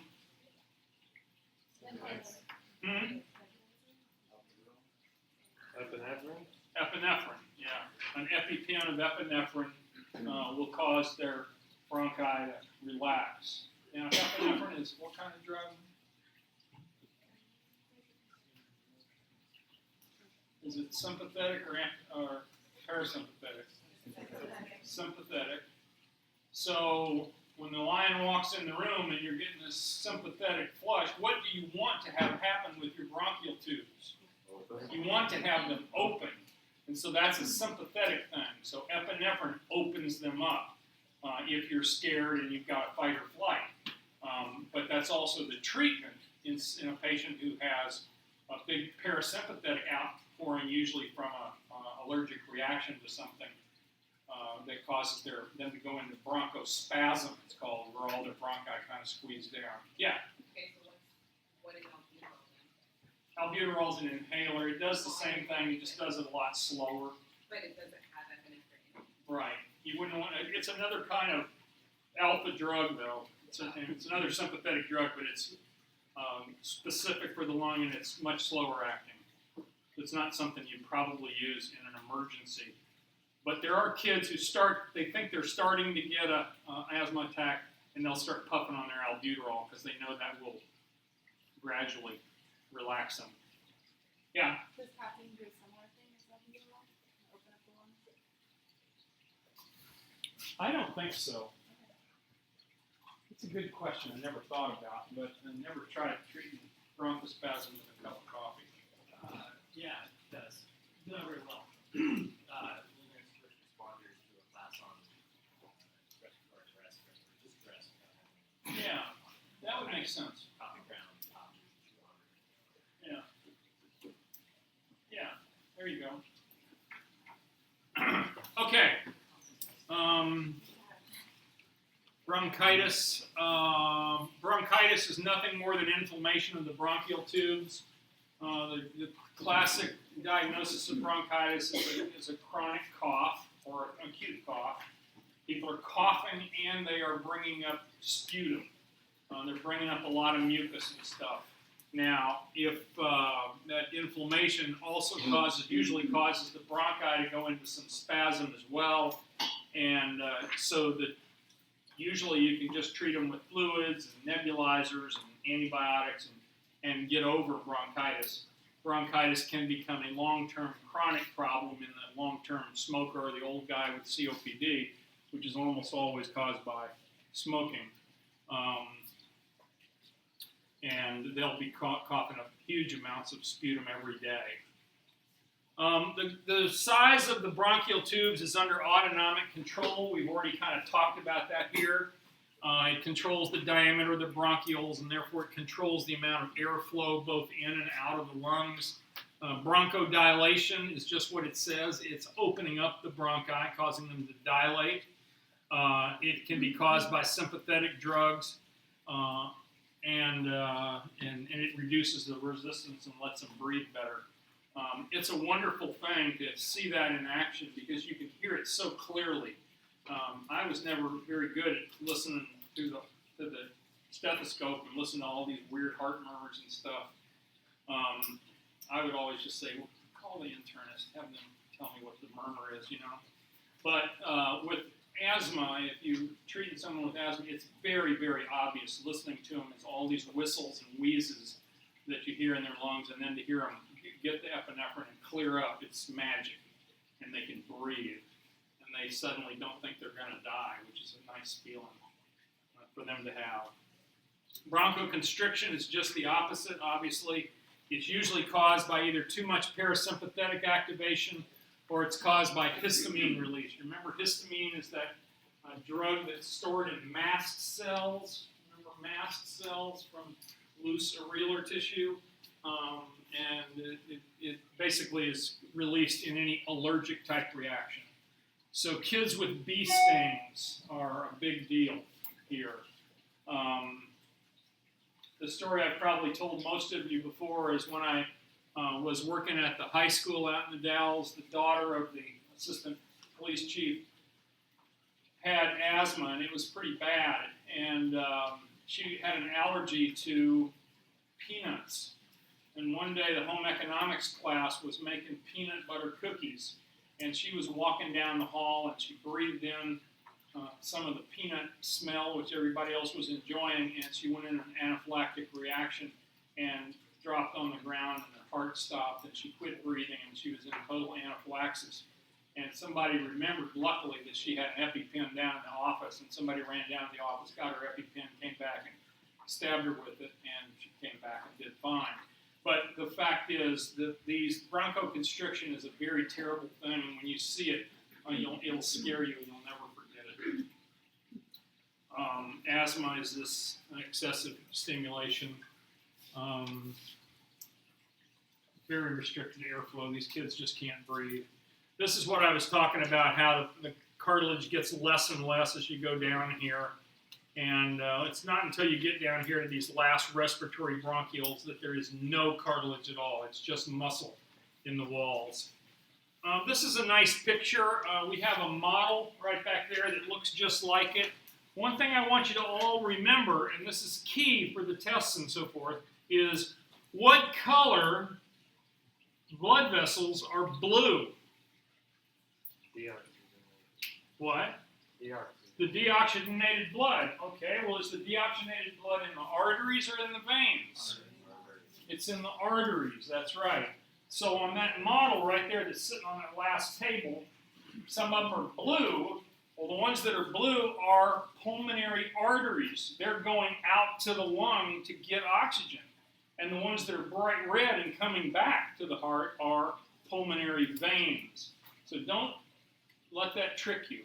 Okay? It's the only place in the body where, unoxygenated blood is found in arteries and oxygenated blood is found in veins. But remember the definition: veins return blood to the heart, arteries carry blood away from the heart. Got it? Here's what the lung tissue looks like farther on downstream. They call this an alveolar duct. You see, that's really because it's got alveoli hanging right off of it. Respiratory bronchioles, kind of the same thing, lots of alveoli. This is where the action is. It's out in these individual little sacs, and of course the walls of the alveolus are really super thin, because all they amount to is the lining of the inside of the alveolus, which is respiratory epithelium, and then the lining of the capillary, where the blood is flowing through, and then on the other side there's another alveolar membrane. This is pretty normal looking lung. You notice that some of them are missing. It looks like some of these have been ripped out of here. A lot of that is simply from the preparation, from the freezing it and slicing it up to put it onto a microscope slide. But I'll show you an example. So this is kind of what normal lung tissue would look like with a scanning electron microscope. That gives you a 3D picture of what those little air sacs look like. And notice that between the little air sacs, there's all these little blood vessels that are just as tiny running right through those things there. The blood comes in and it's blue. It percolates around the alveoli. As long as they have air in them, it's got some oxygen in them, they pick up the oxygen and they go out and they're bright red. This is a diagrammatic view of an alveolus. And here's the things that I think you should know. I think you should know that most all of the cells that are found in an alveolus are called pneumocytes type 1. So all these cells are called pneumocytes type 1. They're the main cell. Type 2 cells are these that look kind of yellowish like they've got here. And the pneumocytes type 2, what they do is they make surfactant. Okay, surfactant. Anybody know what surfactant is? I've heard the term. Related to soap, yeah? It's a lubrication that helps your lungs expand. Right, it lowers the surface tension. So it allows the alveoli to pop open with each breath. They can close and a lot of them can pop open. And surfactant is really important in babies. What's the biggest thing that kills premature babies? Yes? Not being able to breathe. That's because their lungs have not matured enough. And so as babies get along in the pregnancy, and let's just say you're having real problems with the pregnancy and it's 33 weeks or something, and the pregnancy is killing the mom, so to speak, and the doctors are scratching their heads and thinking, what should we do? Should we get this baby out of there? Or should we leave the baby in and take the risks for another 2 weeks and let the baby mature some more? Well, they have a test now that they could do, and they do an amniocentesis, and they stick a needle in and they suck some fluid out, and they can actually measure the level of surfactant in the fluid. And if there's enough surfactant, that tells you that the lungs are going to be okay, the baby's lungs are going to be okay, and you can go on and deliver the baby.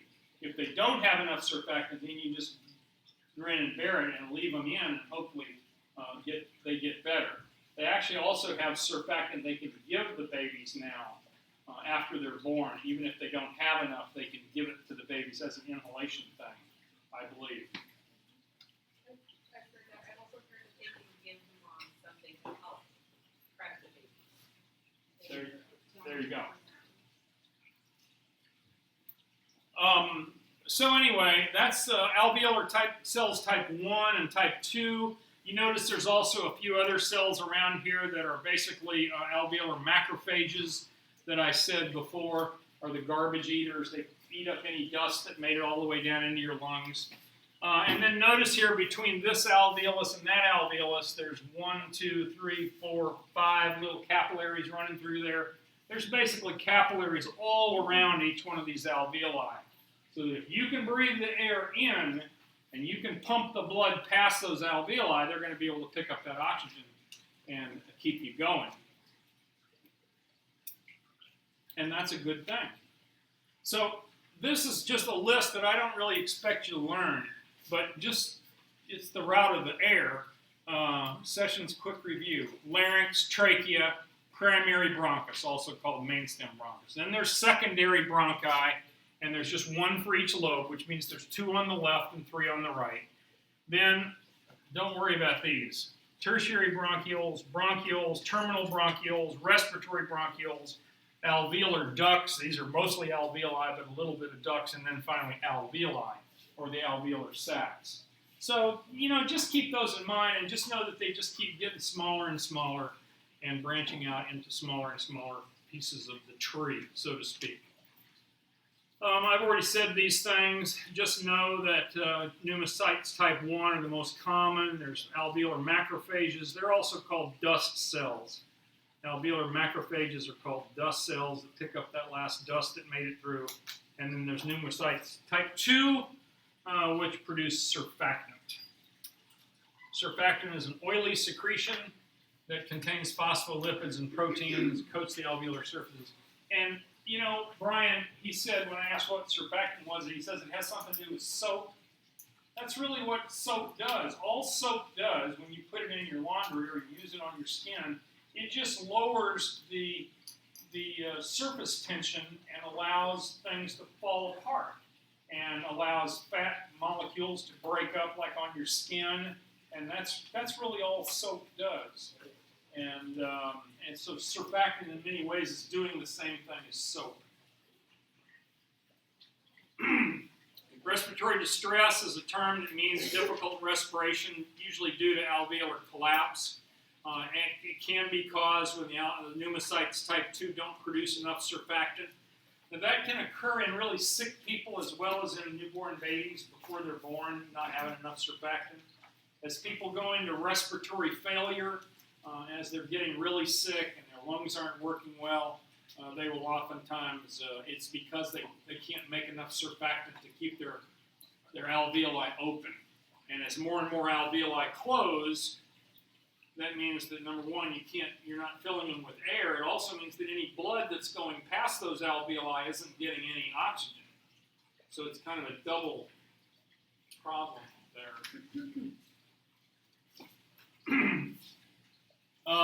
The 3 layers of respiratory membrane, and this is why this whole system works so well, is because the respiratory membrane is so thin. What do you have to go through to get from the air into the bloodstream? And all you have to do is go through that squamous epithelial lining, those pneumocytes type 1. So oxygen has to diffuse through them, but they're incredibly thin. Then it has to pass through the wall of a capillary, which is called the endothelium, right? Endothelial cells.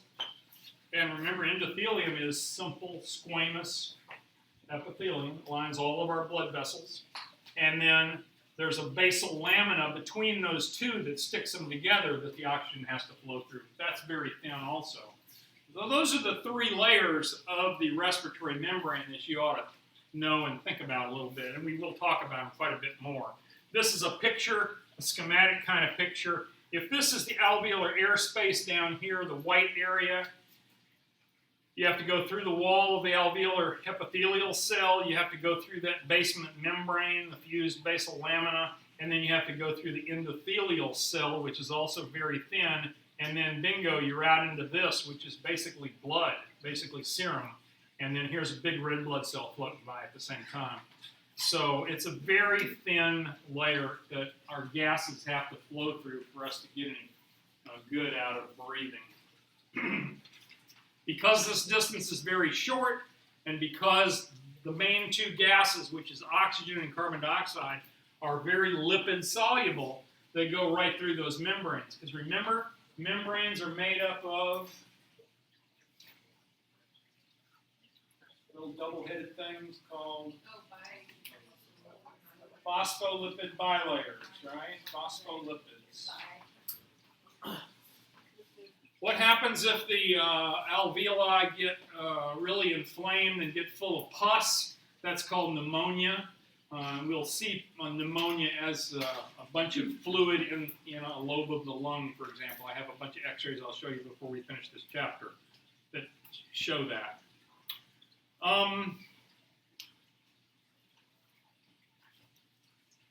I think I've kind of said all of this before, and I'm not going to say it again. Let me talk about one last thing, and that is the fact that what about those tubes?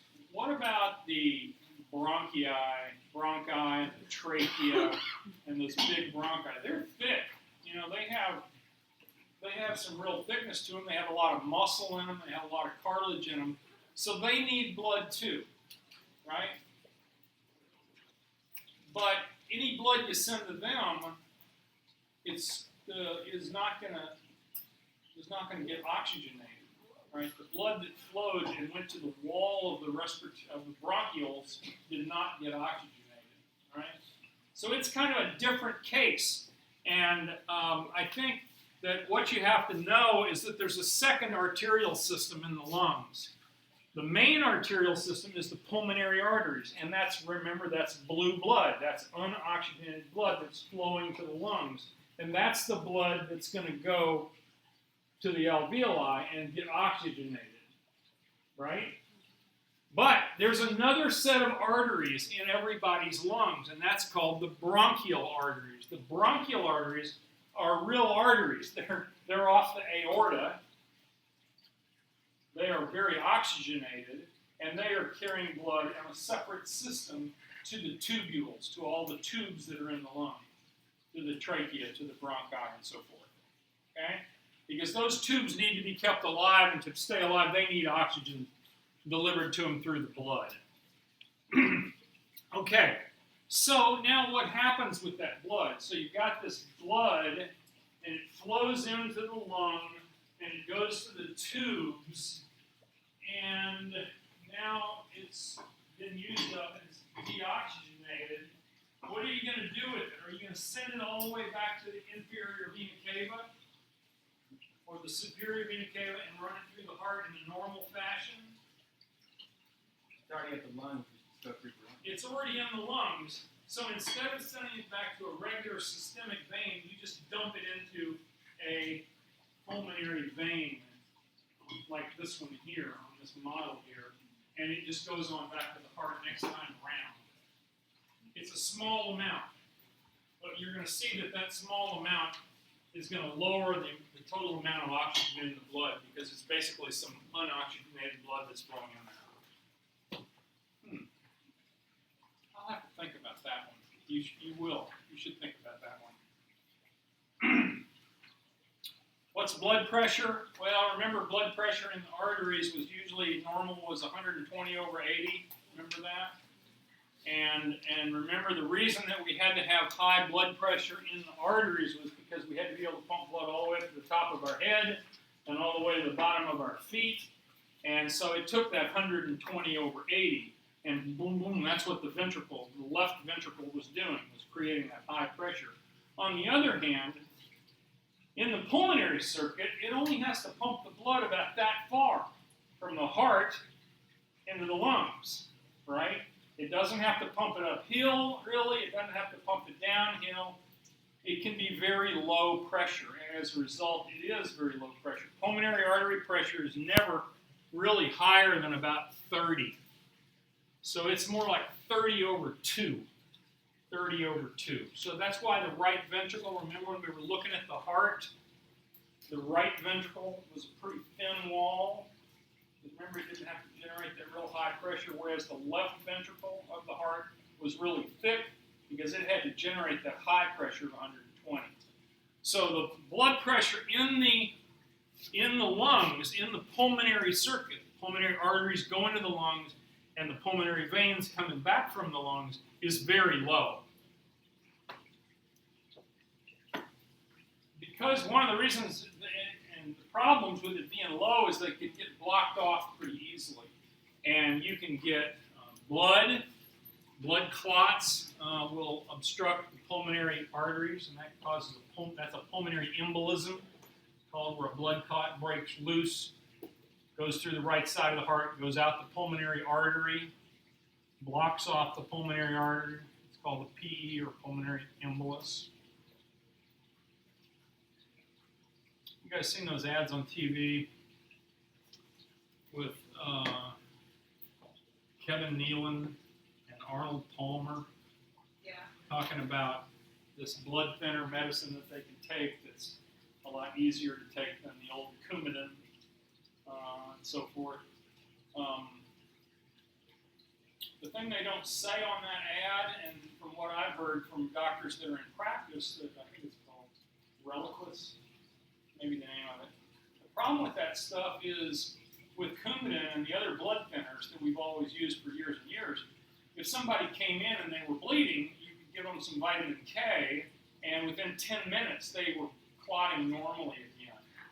With these medicines, it takes a month to get them to clot normally again. So if they come in and they're bleeding, and they're on this medicine,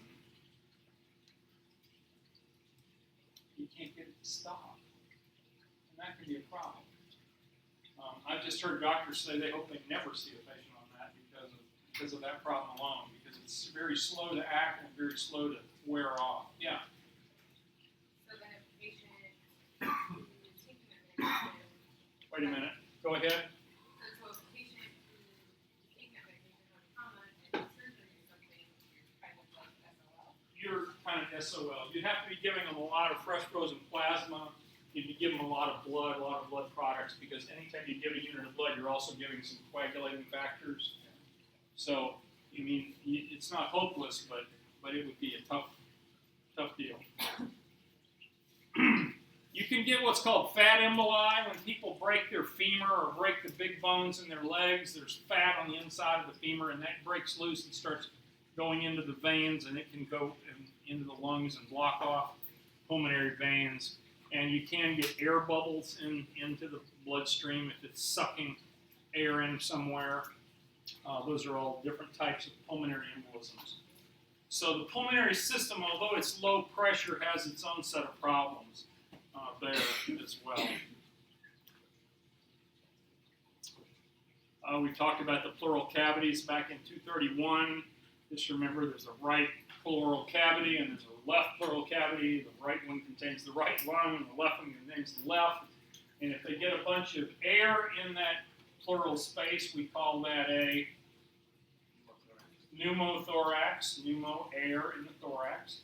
If they fill up with blood, we call it from a gunshot or something, we call that a hemothorax. If it builds up under really tight pressure in there, we call that a tension pneumothorax. Okay? If it builds up with water, fluid, from the thoracic duct or something, we call that a hydrothorax.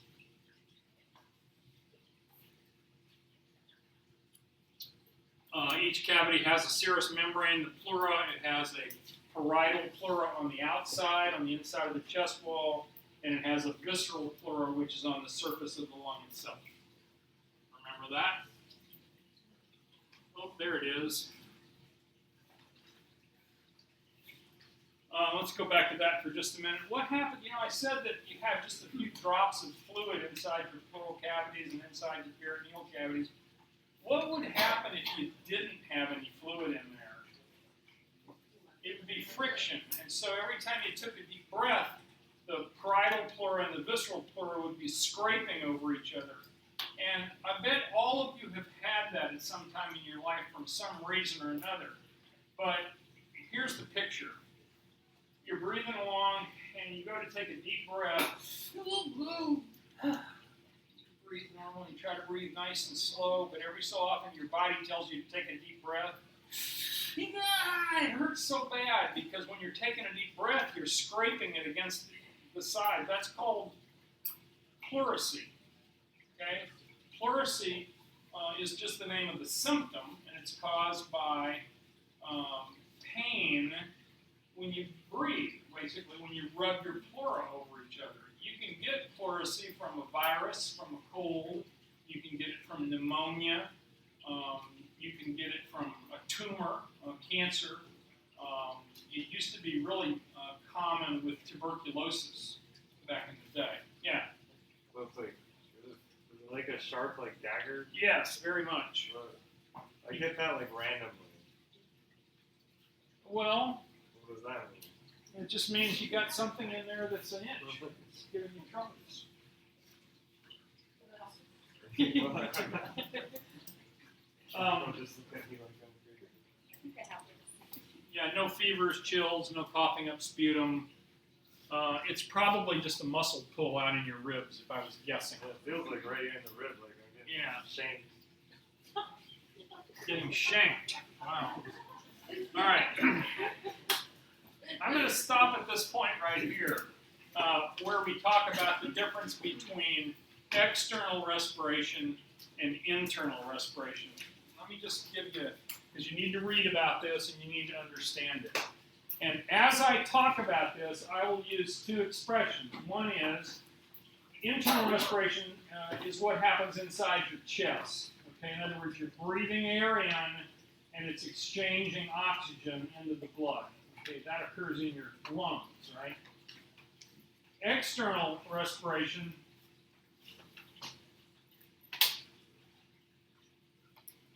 that's external respiration. This is stuff that occurs in your lungs. Internal respiration occurs here in your finger. So as we go through this, you're going to hear me say that then that exchange occurs in your finger.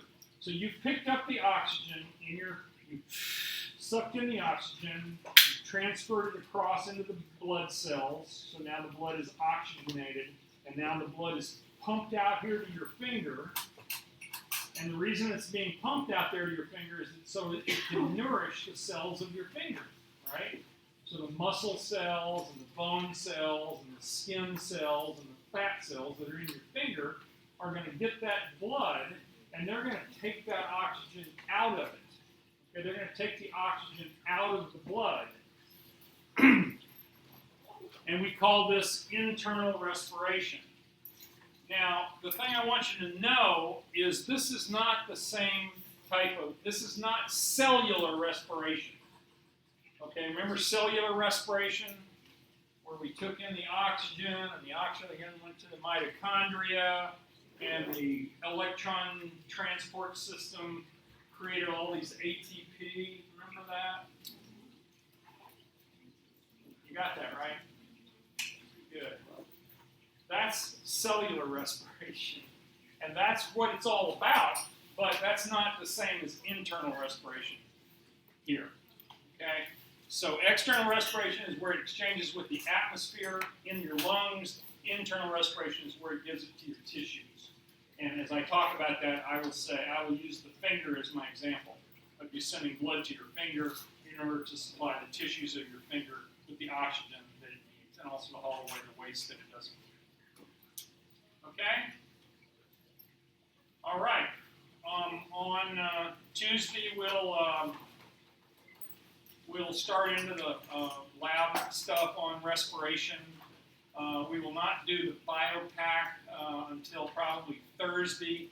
Biopack is a computer thing that we'll do here in class where you will breathe and you'll measure your ventilation. How many cc's can you suck in? How many can you blow out? What is your tidal volume? What is your vital capacity?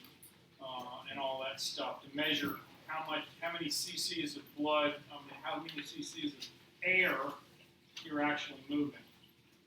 And this is kind of a long chapter, so please don't get behind. See you on Tuesday.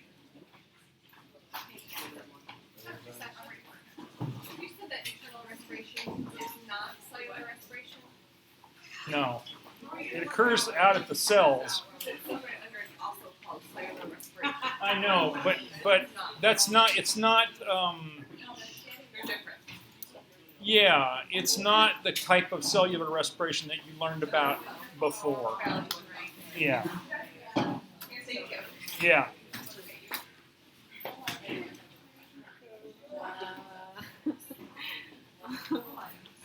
I love you folks. It's okay to smile. You look pretty when you smile. Do I have a chance? What? Do I have a chance to get in? Yeah, you're in. Thank you so much. Yeah, go home and in about an hour. Well, it'll take me a while to get home. I'll submit the overrides for you later tonight. You should be able to register yourself. Okay. And when is our next quiz? Next Thursday. Thursday. Yeah. May?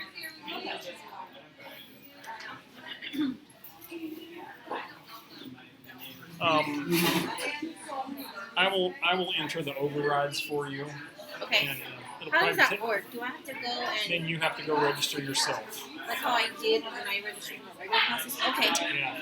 But because there's overrides for you, even though the class is full, you'll be able to do it. Okay. Okay. Do that late tonight, probably. Hi. I'm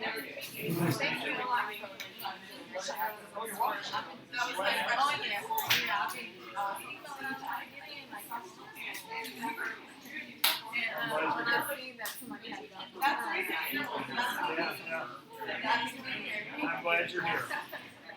We'll have fun.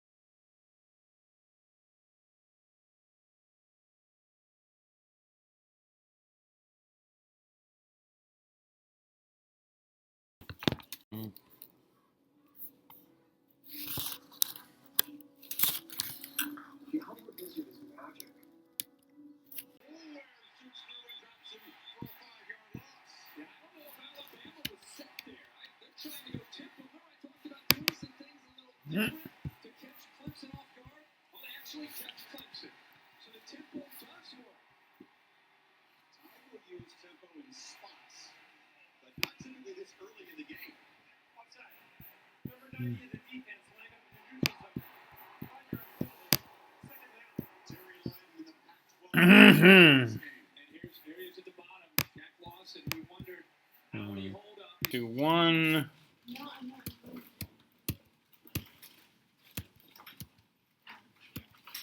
Okay, we're going to start right here today. This is the second lecture of chapter 23, which is the first chapter of 233.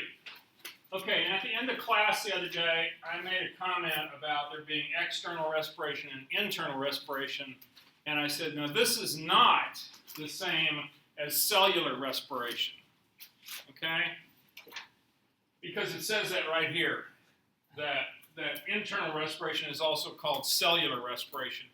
But just to be perfectly clear on this, I went and asked several of the other teachers, and they said, well, no, cellular respiration is just the process that goes on inside the cell that involves using oxygen to help you create ATP with mitochondria and the electron transport system. Remember that? Yeah. And that's what we think of as cellular respiration. And then Josephine Pino said, well, you know, one of our books, one of the biology books says cellular respiration has to do with anything that has to do with using oxygen to make ATP. But I just want you to know for this class, and I'm not going to trick you on this by any means, I just want to stay away from that word right there. Cellular respiration is the internal chemical reactions that go on inside of a cell to make ATP. What we're talking about here is, when we talk about internal respiration in this class, what we're talking about today is getting the oxygen out of the blood, like out here in the finger, remember, getting the oxygen out of the blood, getting it out into the tissues where it can be used. Okay?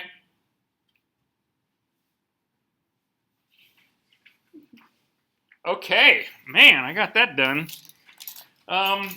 Now let me get my clicker. Gosh, I swear I need to be able to get into these classrooms a half hour early to get all my toys set up here. Only 10 minutes. Huh? Get it together. I gotta get it together here. Right. Boom.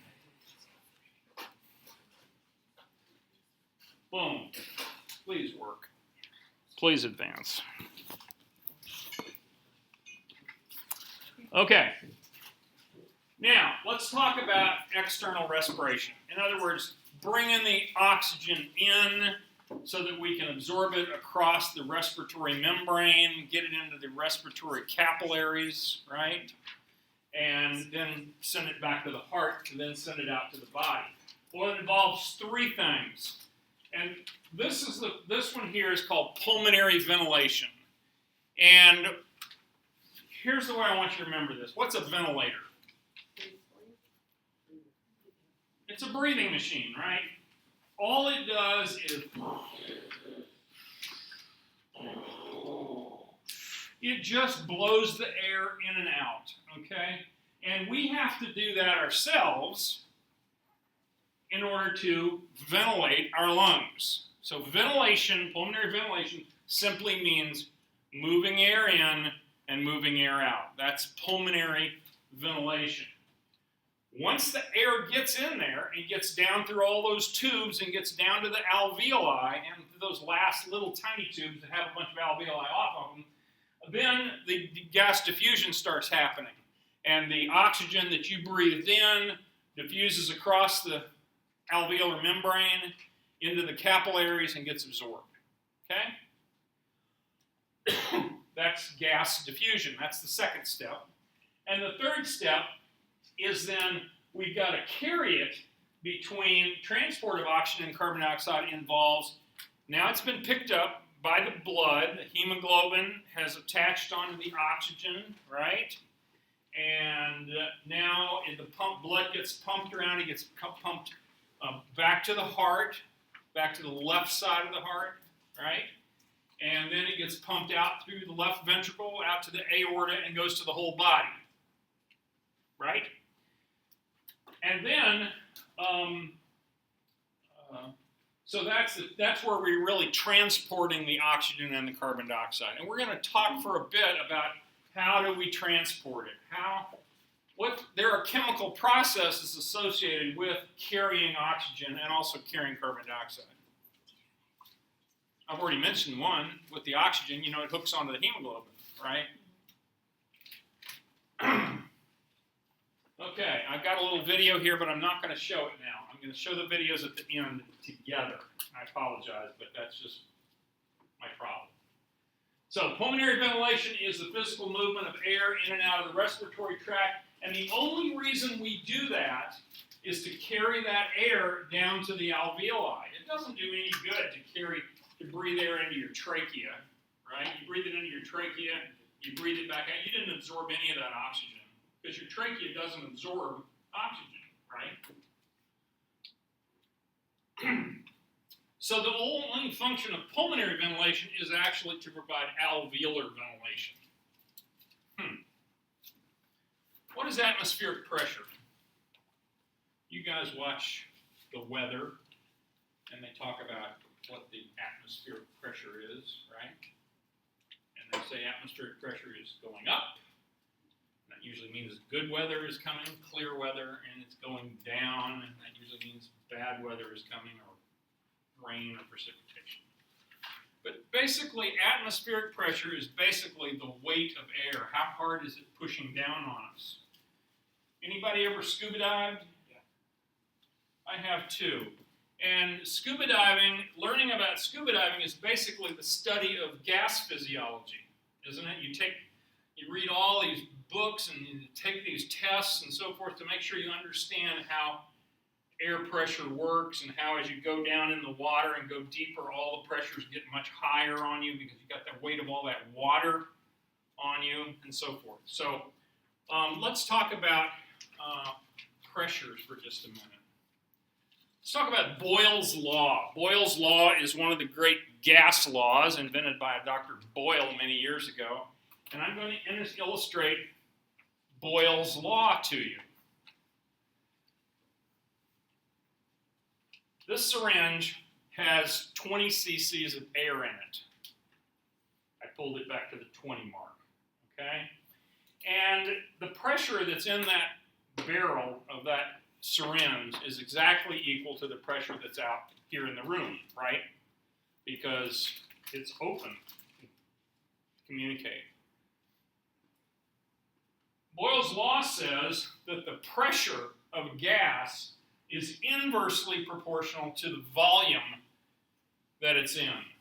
Okay, in other words, as the pressure goes up, the volume goes down, and vice versa. When the volume goes up, the pressure goes down. All right, here's my illustration of Boyle's law. I'm going to put my finger on the end of it, and it's now 20 cc's of air in there. It's at room pressure, and I'm going to push it down to the 10. What happened to the pressure of the air in there? Yeah, it just doubled. Why? Because I just decreased the volume by half. It's from 20 cc's, it's now down to 10, so I increased the pressure in there, and if I take my finger off, you can hear it rush out, right? That's Boyle's law. That was easy, wasn't it? Y'all got that one?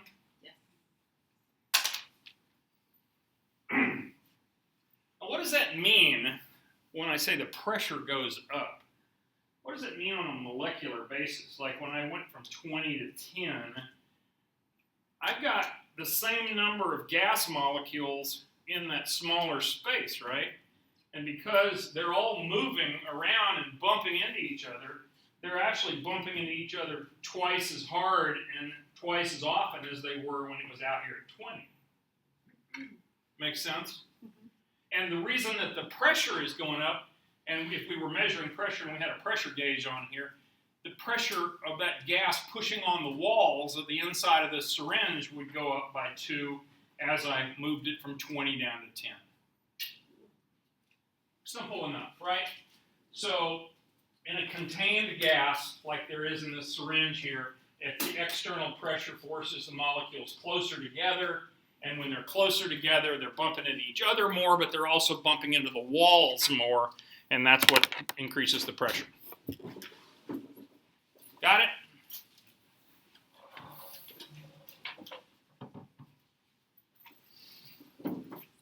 How do we breathe?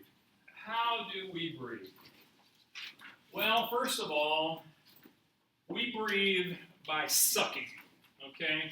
Breathing is a big process of sucking, okay? We go, and we suck air in, okay? We don't, when you're on a ventilator, when you're on a breathing machine, that's called positive pressure breathing. It is blowing air into you, okay? It is making your lungs expand. But when we breathe normally, we suck air in, okay? Now, what does that mean? Well, air is always going to flow from an area of higher pressure to an area of lower pressure. So, in other words, I've got my tracheas open, and when I take and raise my ribs and expand my lungs, that lowers the pressure inside of my chest, right? And because I've lowered the pressure, and the pressure out here is the same, air comes in, my chest expands, fills with air. Y'all can all buy that? A respiratory cycle, remember that cardiac cycle we had before? This is the respiratory cycle. It has just two parts. There's none of the systole, diastole stuff. It's just inspiration, out. Now, do we really blow the air out? Yeah, we kind of do, but we don't actively blow it out. If we're breathing normally, like you guys are all breathing normally here in this room right now, you are sucking the air in every time you take an inspiration, and then you just kind of go. And the natural elastic forces of your chest and the weight of your chest wall and so forth just kind of collapses and out goes the. We don't force air out. Now, the reason I say that is because we're going to talk about on active breathing here later. We're going to talk about like what we'd be doing if we were really working out and we were.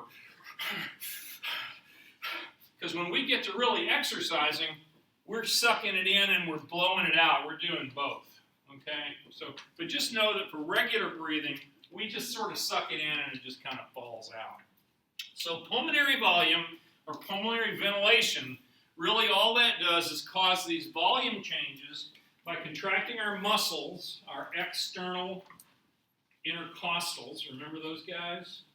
The external intercostals. They go from the top of one rib to the bottom of the one right above it, right? And when those things contract, it pulls our ribs up, and by pulling them up, it also pulls them out. And that's what changes the volume. And if you change the volume, you're going to change the pressure. And when the volume of the thoracic cavity changes, assuming you don't have something in your windpipe, that's going to move air in and out. Pretty simple, don't you think? The point that's going to be made on that little short video that's going to come up later is that it doesn't take very much change in pressure to make the air flow in and out. We don't really increase the pressure or decrease the pressure in our chest more than a very few millimeters of mercury. And that's enough to suck it in, okay? These diagrams here, I want you to understand, and the reason I do is because there's a number of questions on the exams that kind of use these diagrams to help, but I really think they're easy to understand if you just see what they're getting at. This is this picture here, when the ribs and sternum elevate, and that's what we do when we breathe in. We elevate our ribs and our diaphragm up like that. And our diaphragm comes up, it contracts and pushes things out. It makes the inside of the chest bigger, more volume, air sucks in. When there's no difference, when we're just at this point, pressures are equal inside and outside, right? So there's no air moving. And then when the volume increases, in other words, when our chest goes out and when our diaphragm goes down, as illustrated with these three arrows, that's what causes the chest volume to increase, which therefore lowers the pressure, and that causes air to come in. Just the opposite when we breathe out. The chest comes in, the diaphragm goes up, pressure goes up, blows out. What is compliance? Compliance of your lungs is very important, and we all want to have very compliant lungs. So compliance is an indicator of expandability. Nice, young, healthy lungs like we've got in this room should expand and go out really easy. We have good compliance. If we didn't have good compliance and we had low compliance, it would mean our lungs are stiff, like in some old guy who's got COPD. And his lungs get stiff from all the scarring and so forth that's going on. So it takes more pressure to suck air in. It takes more pressure to force air out. His lungs are not compliant. Okay? What are the things that affect compliance? Well, connective tissue structure. As you get older, things get stiffer, less surfactant production, which holds our lungs open. And as you get older and you get more crotchety, the muscles of your ribs and the bones and your sternum and all the cartilage that holds it all together becomes stiffer, and it becomes harder to take a great big deep breath. It's not just a matter of the lung tissue itself being less compliant, it's everything. It's the thoracic cage and everything. Make sense? Okay, so we can measure pressures anywhere these days, and that's kind of nice. We can measure pressures inside the lung or outside the lung. We can measure the pressure in the pleural space, okay, between the parietal pleura and the visceral pleura. Remember those things? Okay. What's normal atmospheric pressure? Well, that's a good thing to know. Normal atmospheric pressure is 1 atmosphere. At sea level, and that's what we call normal, is on a normal day at sea level. And you can call it 1 atmosphere, and you can call it 760 millimeters of mercury. Now, how many of you right now, if I put a question on the test and I said, describe what it means when the pressure is at 760 millimeters of mercury. Who can explain that to me? How do we measure that? That's the amount of force it takes to move a column of mercury up 760 millimeters. It's pretty good. So 760 millimeters is how many centimeters? You got it. Yeah? Well, it's also dependent on the atmosphere. Well, no, we're just talking about 1 atmosphere pressure. But I mean, the weather changes 5. Well, yeah, that'll move it up and down. But let's just say it's at 1 millimeter, 1 atmosphere for now. So how do we really get that? Well, 76, I asked you, 760 millimeters is how many centimeters? Come on, guys. 760 millimeters is about that much. Or 76 centimeters, right? Yeah. 76.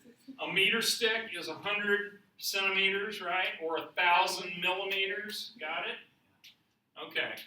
So what does this really mean? Well, you guys never got to play with mercury, but back in the day, before we knew mercury was dangerous, my granddad brought home a big bottle of mercury one day from the college where he worked, and we played with it for weeks. I don't know how much of it we ended up drinking or eating or whatever, but I figured, what the hell, even if we drank it, it's just going to go right through us. Because you could pour it out on the ground and it would break up into 1,000 little balls. But then you kind of push them together and they all join together and it comes back together and it all holds together as one big blob of mercury. It's liquid. Why do we use mercury? Anybody know? The density of mercury is 13.6. That means if you have 1 cubic centimeter, 1 cc of mercury, if it was water, it would weigh 1 gram, right? That's the definition of a gram, is 1 cubic centimeter of water. But in mercury, that would be 13.6 grams. In other words, it weighs 13.6 times as much.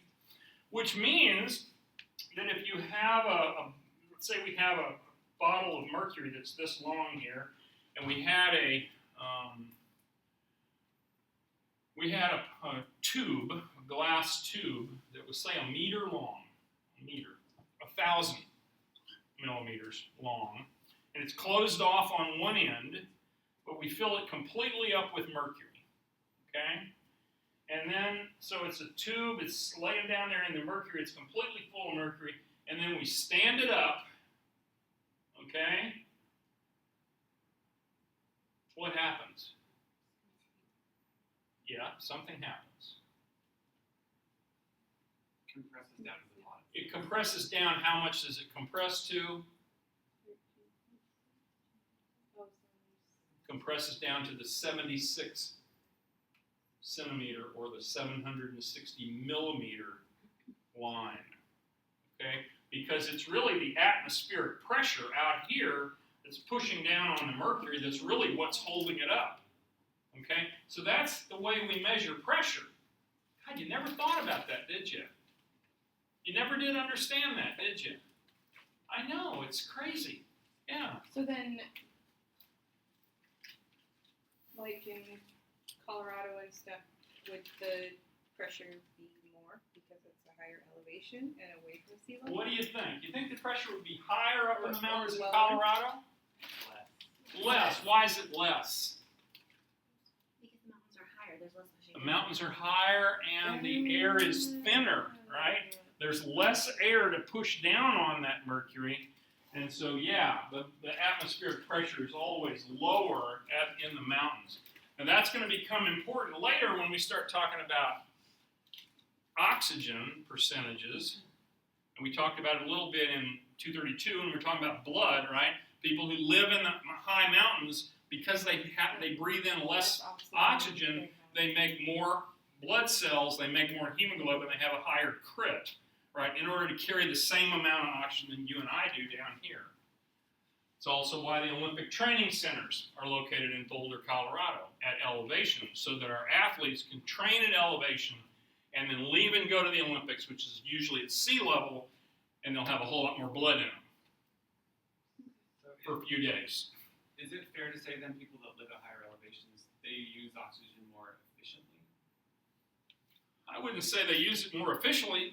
I'd just say they have to work harder and they got to breathe more in and out in order to get the same amount, because every time they breathe a breath of air, it doesn't have as much oxygen in it. How many of you have ever been to, some place high in the Rockies like Vail, Colorado or someplace? And here's my experience. I went to Vail to a medical conference, and the first day, I just noticed that I was breathing really hard.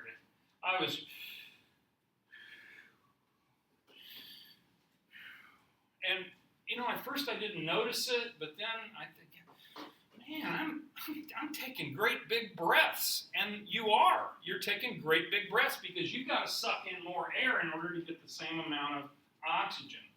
So yeah, it does. In fact, I remember at that meeting it said on the flyer to go to it, it said, if you have troubles breathing, if you have COPD or emphysema, you should not come to this conference. Luckily, I was young and healthy, and we would go out and ski all day. But it is amazing how you do have to breathe a lot harder. Yeah. How long does it take you to adjust? Well, I think it would take you several weeks, a couple of weeks to really adjust. Yeah. What happens when a preemie is born in? You give them oxygen. Well, no, I understand that, but it is. I guess I don't know how to phrase my question, so I will. You think on it. I will. Okay. I love you. You're so sweet. All right, intrapulmonary pressure. So what is the intrapulmonary pressure? Now I told you we can get pressures almost anywhere, and one place we can measure it these days is actually in the alveoli. We can put a little tiny needle in the alveoli and record the pressure that's inside of those alveoli. And so that would be called the intraalveolar pressure.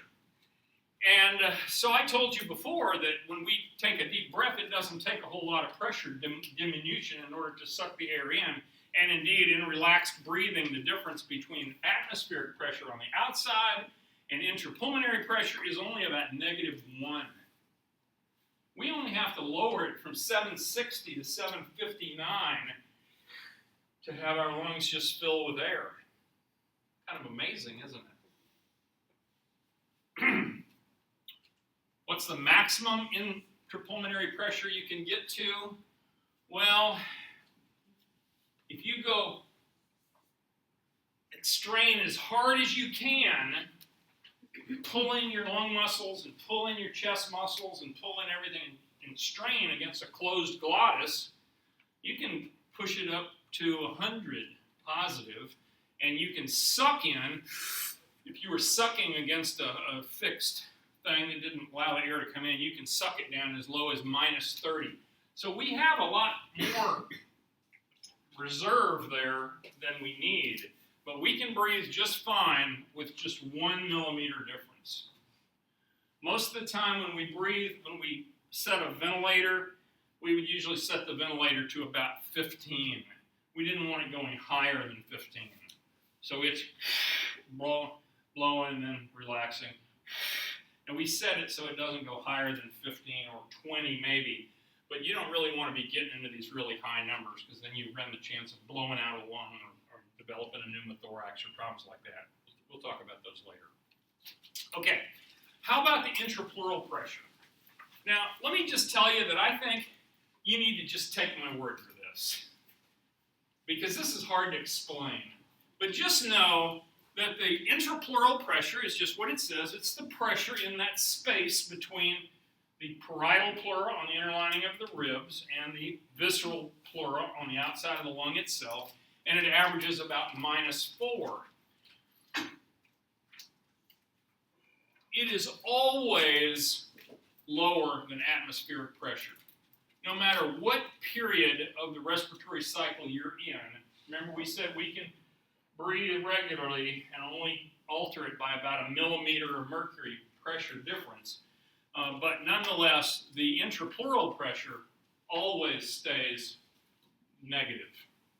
It always remains below atmospheric. Now, why is that? Why is the intrapleural pressure always negative? Because you need lower pressure in your lungs to get the air in. Well, what is the pleura usually, what does it really do? Yeah, You need less pressure outside the lungs, so here's the rib cage to pull. that's right. You basically all the time have to be sucking your lungs out to keep them filling your chest, right? And so that negative pressure that holds your lungs fully expanded and out against the chest wall is the intrapleural pressure. And it's always a little bit negative. Good answer. Okay, but for this purposes of this class, here's what I think you need to know. I think you need to know that the intrapleural pressure is always negative. It's usually about 4 millimeters more negative than the pressure in the lungs, and it remains below atmospheric pressure throughout the respiratory cycle. In other words, it's always negative because it's always got to suck that lung up against the chest wall.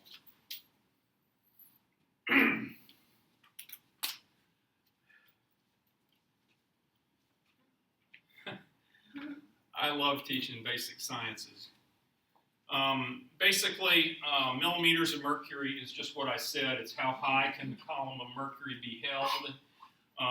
Torr is another word that means the same thing as millimeters of mercury. So 760 torr is the exact same thing as 760 millimeters of mercury. It's just another name for it. Centimeters of water. Well, think about that. Now we're taking a tube, and we're putting it in water, and we're holding it up, and we're measuring it in centimeters, not millimeters of mercury. 10 centimeters for every 1 millimeter, right? But it's 13 to 1 for the density of the water versus mercury. And so we get this. Normal atmospheric pressure on a normal day, 1033 centimeters of water. Pounds per square inch, PSI, you'll see that on most oxygen bottles and most gas bottles. Pressure per square ounce. And normal, pressures per square inch. How much is it pressing on 1 square inch of the wall of the container? Normal pressure at atmospheric is about 15 PSI. How many of you knew that? How many of you knew that normal PSI is 15? I didn't. And then one more. Listen to the weather guy in the morning, and he'll say, the barometric pressure today is 29.76 and dropping, or 29.82, or something like that. Okay? Now, what units is he using?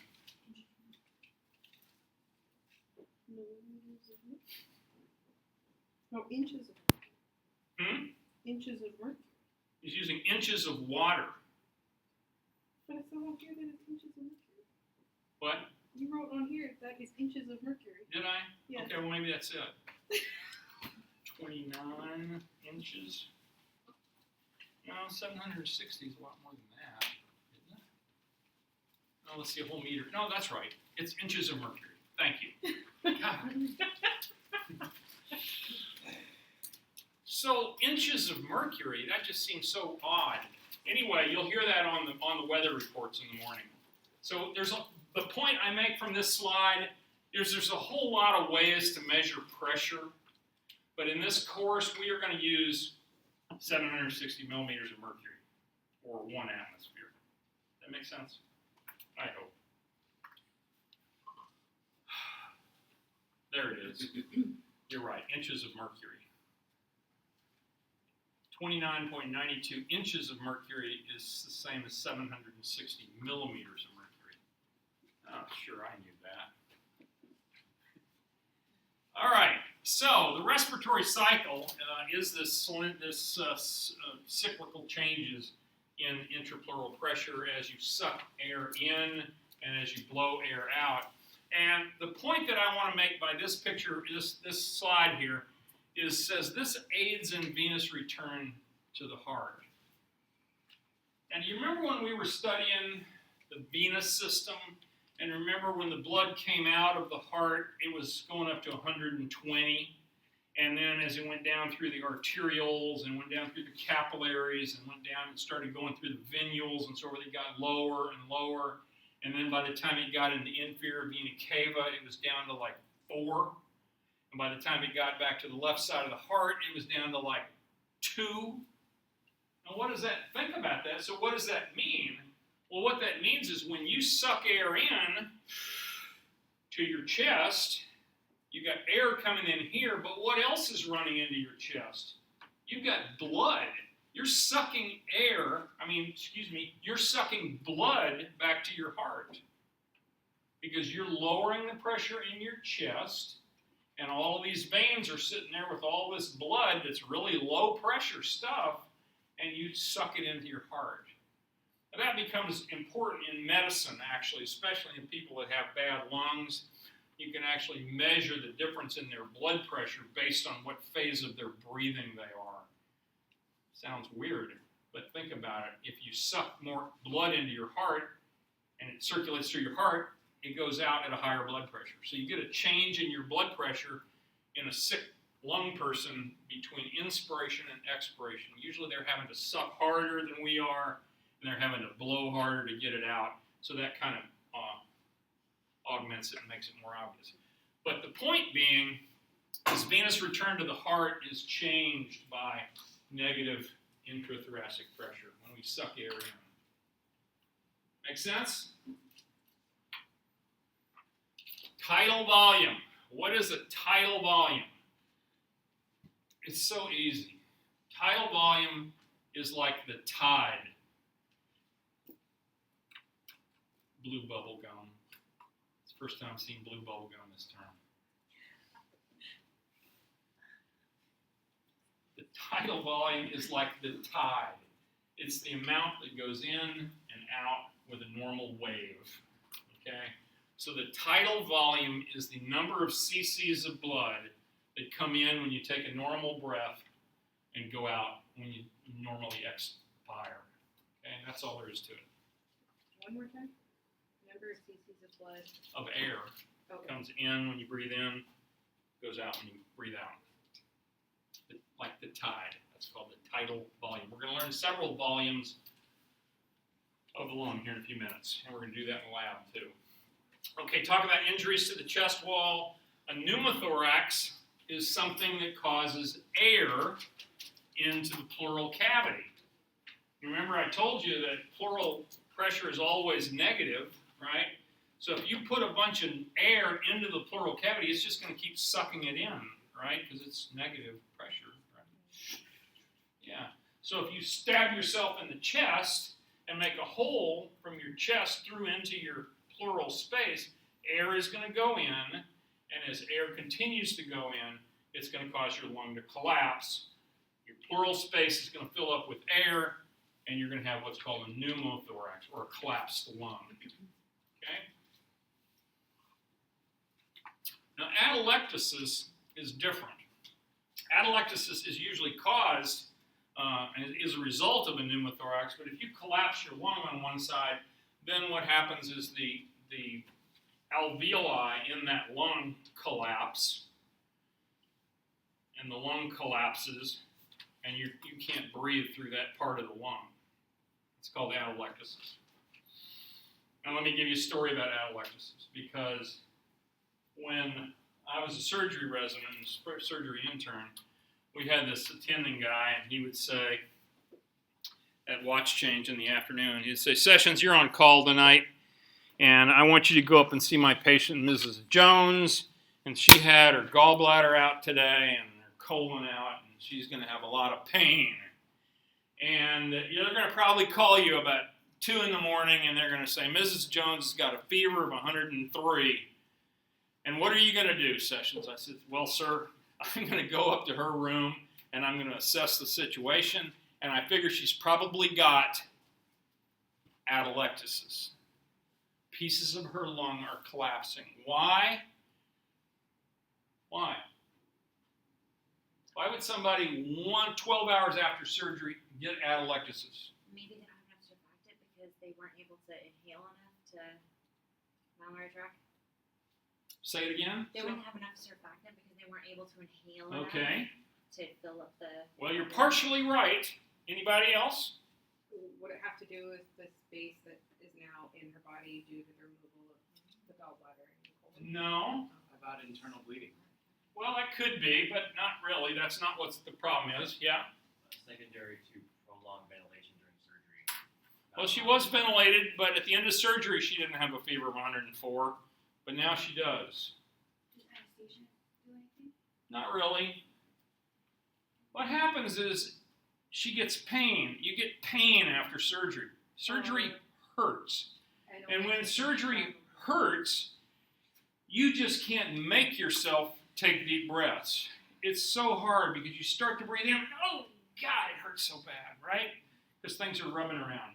So people post-op do not breathe well, and it's typical. And that's why post-operative pain medicine and post-operative analgesia is so important.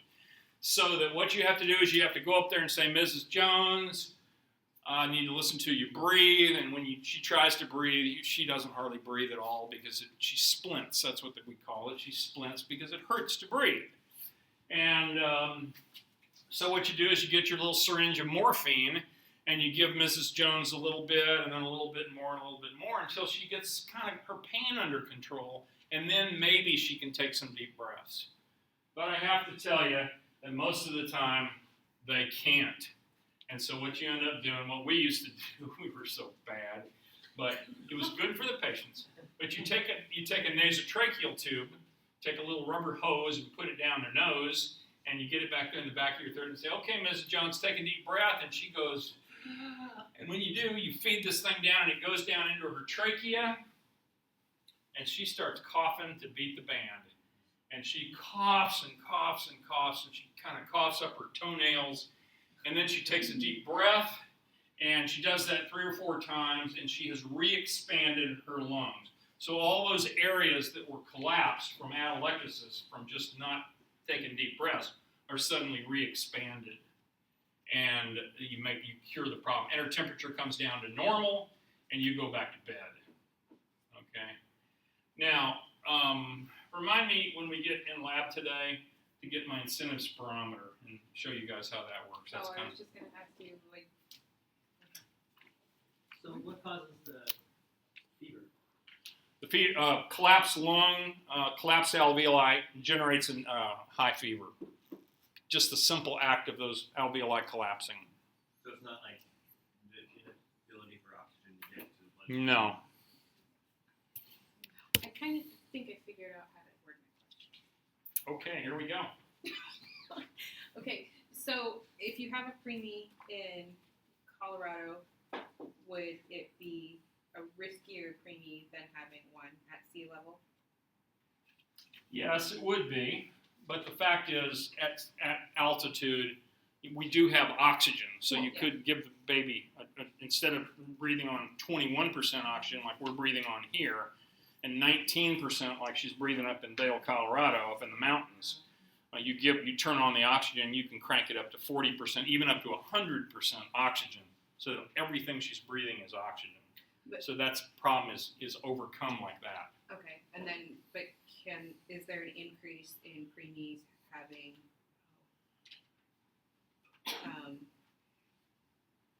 there's like a eye issue from, Right. I can't remember the name. Yeah, you don't want to keep babies on high percentages of oxygen for very long, but no, it wouldn't last very long. You'd get the baby in a helicopter and take him down to Denver. Okay, so they do. Yeah. Okay. Okay. Now, so these are some pressure tracings during inhalation and exhalation, and you notice that here you go, you're breathing in, you suck it down, you lower it 1 millimeter of mercury, that's all it takes for you to start pulling air in, and here's the intrapleural pressure, which is always negative, remember. It started at -3 here, and it's down to -6. That's sucking air in, but remember, intrapleural pressure is always negative. And then here's how much air you sucked in. You just sucked in 500 cc's of air. by only altering the pressure 1 millimeter. This is a pretty normal tidal volume. 500 cc's is a pretty normal tidal volume. That's probably about what you are all sitting here breathing right now. You're sucking in 500, blowing out 500.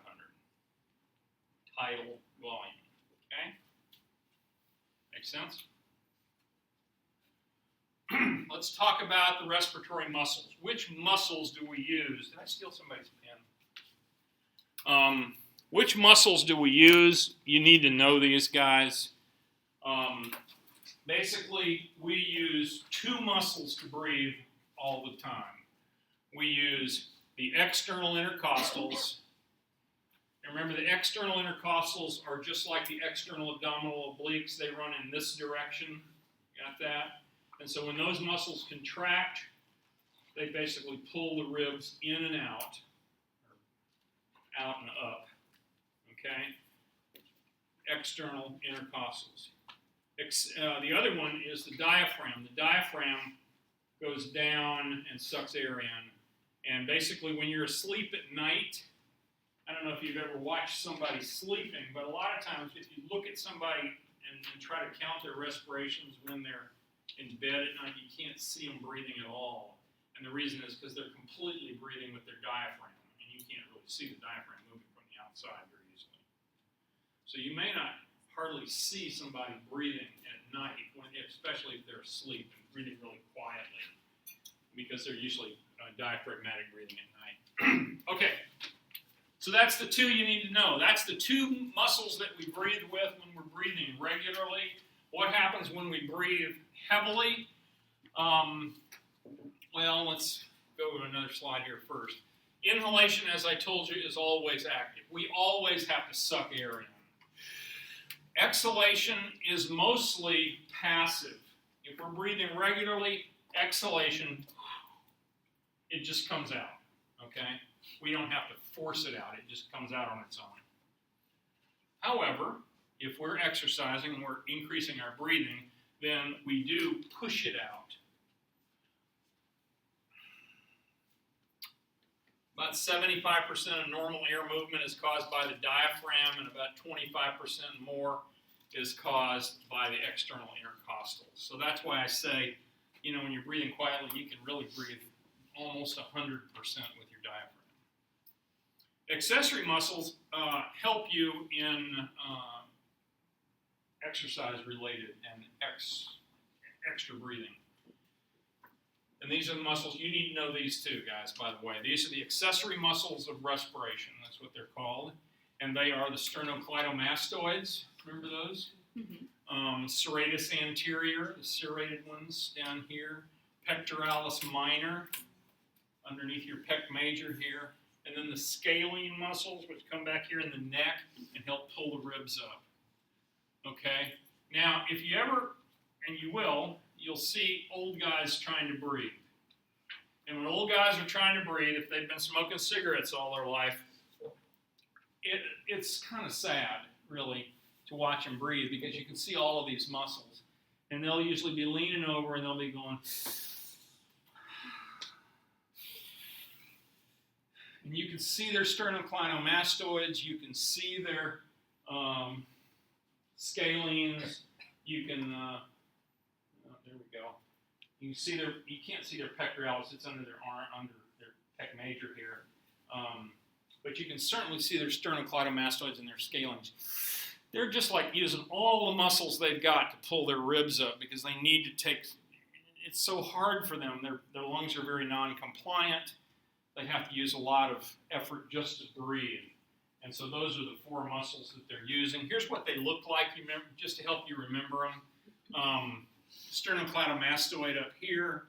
Here's the scalenes and back. They go up along the neck and attach to the vertebrae up there, and then come down here and attach into the top couple of ribs. Pectoralis minor, remember it comes up this way, it's underneath the pec major. And you use internal intercostals as well, and serratus anterior, there they are, all of them are there on that picture, just to remind you what they look like. Muscles of active exhalation to blow the air out, because these guys are not only sucking it in real hard, but they're having to blow real hard to get it out.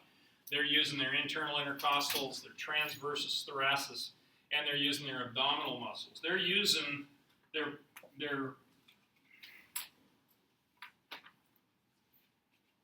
what's this one called? It goes up and down. Rectus abdominis, yeah. And how about all these others too? All these other abdominal obliques. They're using all of them to breathe. Remember, they're pushing with their abdominal muscles to help push their diaphragm back up to help them exhale. So keep that list of little muscles in mind. Another picture of them. They're in your book. You just need to know those. So modes of breathing, classified by pattern of muscle activity into quiet breathing and forced breathing. I think I said that already. Quiet breathing, they call it eupnea. I've never heard that word or used that word. I wouldn't worry about that. Eupnea. It's active inhalation, passive exhalation.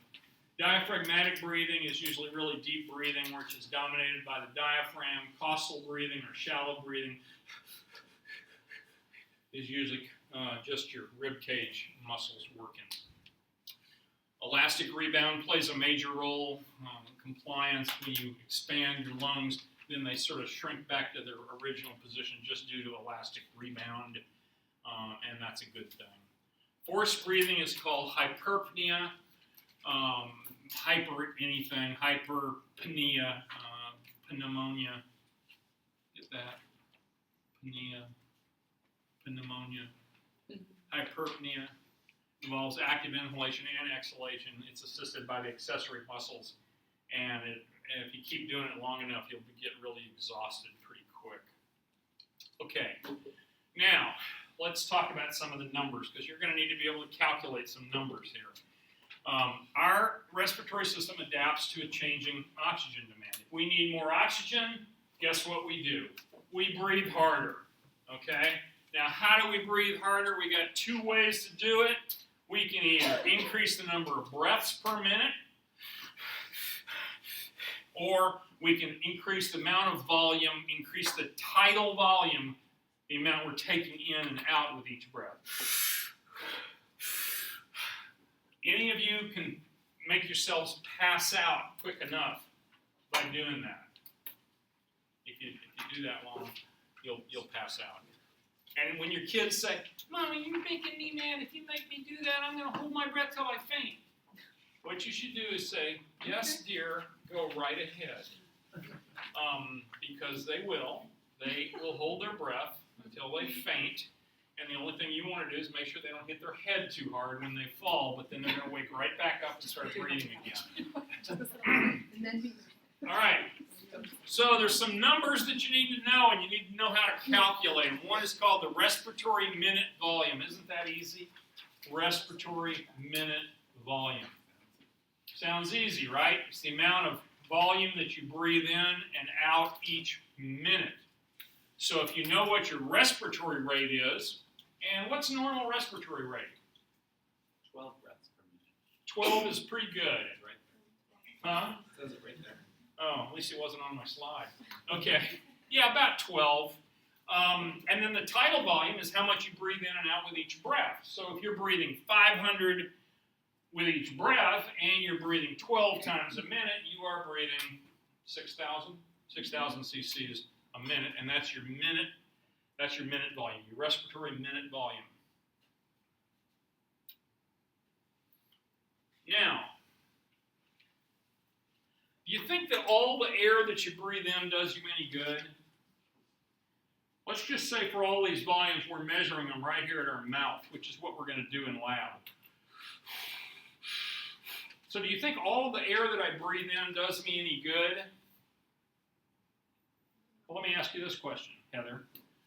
The air that I breathed in that only made it as far as my nasopharynx, did that do me any good? No. The air that only made it as far as my laryngopharynx, did that do me any good? The air that I breathed in that filled up my whole trachea, did that do me any good? No. Okay, that's what's called the dead space, the anatomic dead space. That's air that you breathe in and out. And believe me, you have to do it. You have to breathe in dead space air in order to force the rest of it on ahead of it, so to speak. But the volume of air that remains in the conducting passages at the end of your breath is the anatomic dead space. Now that brings up my other little example toy here. How many of you were, when you were kids, you thought, you know, I want to be able to go to the bottom of the swimming pool with a hose and be able to breathe from the bottom of the swimming pool?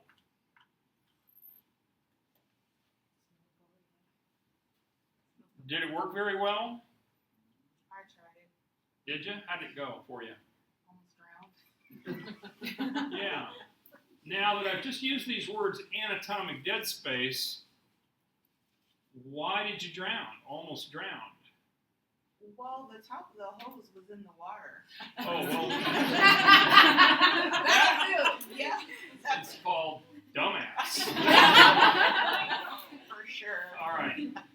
All right, let's just say that I'm in the water, and let's just say this is my breathing tube. And if you've ever breathed with how many of y'all ever breathed with a snorkel? When you breathe with a snorkel, what's it like? How do you breathe? Well, it's very shallow. You feel kind of claustrophobic. You feel claustrophobic, okay? That may be from the mask as much as anything. But when you're breathing through a snorkel, you've got to suck in a lot more air because you've got to fill that whole snorkel with fresh air before you start getting any air yourself, right? So basically, when I do this, I have to suck the air from right there down. I got to fill the whole tube. I got to fill my mouth. I got to fill my trachea. I got to fill all my tubes. That's all dead space. And then when I breathe it out, I've got to empty all that out before I start getting fresh air again.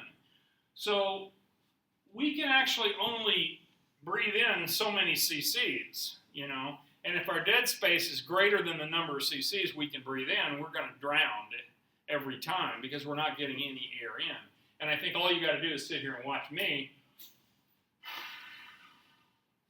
and watch this thing fog up with each breath and realize that, you know, even when I expire, all the air that I expire into here doesn't get replaced. I'm just breathing back in the same stuff I blew out to fill the tube up with, right? Okay, so keep that in mind. That's dead space, anatomic dead space. So, since the only thing that really matters is the amount of air we get all the way down into the alveoli, and all that other dead space stuff doesn't do us any good at all, the only thing that really matters is how much do we ventilate our alveoli. In other words, how much do we get all the way down to the bottom? Make sense? And to calculate that, and so we have another number here, we're going to call the alveolar ventilation rate. And basically the alveolar ventilation rate is the tidal volume, the amount we move in and out, minus the anatomic dead space, because it's not doing us any good and it's not getting to our alveoli, and we're not going to be able to exchange any gases with it, times the respiratory rate. Okay?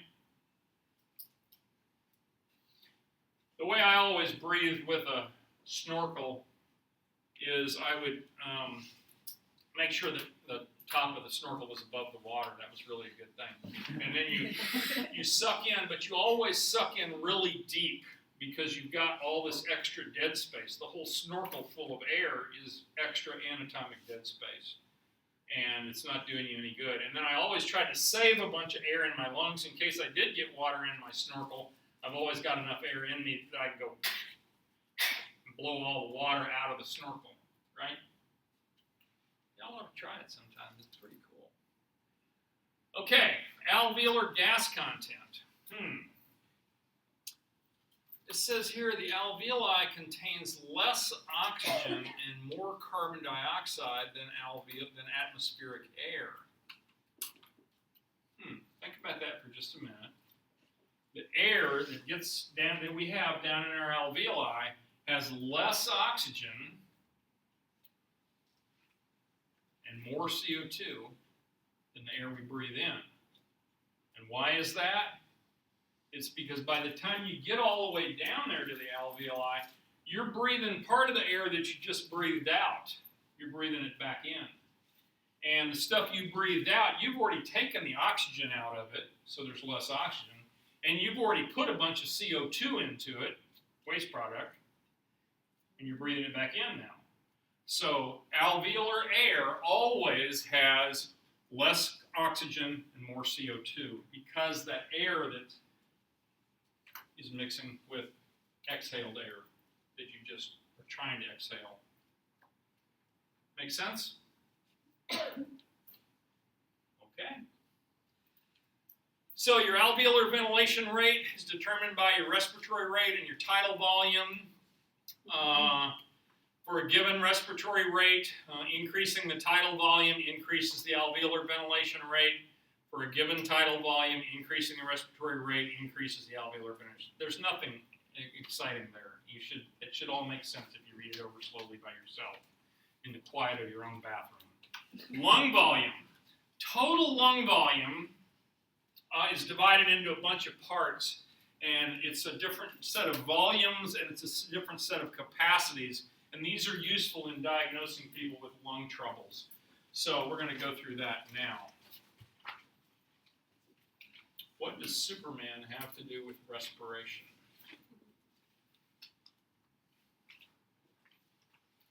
Have I told you the story of Superman before?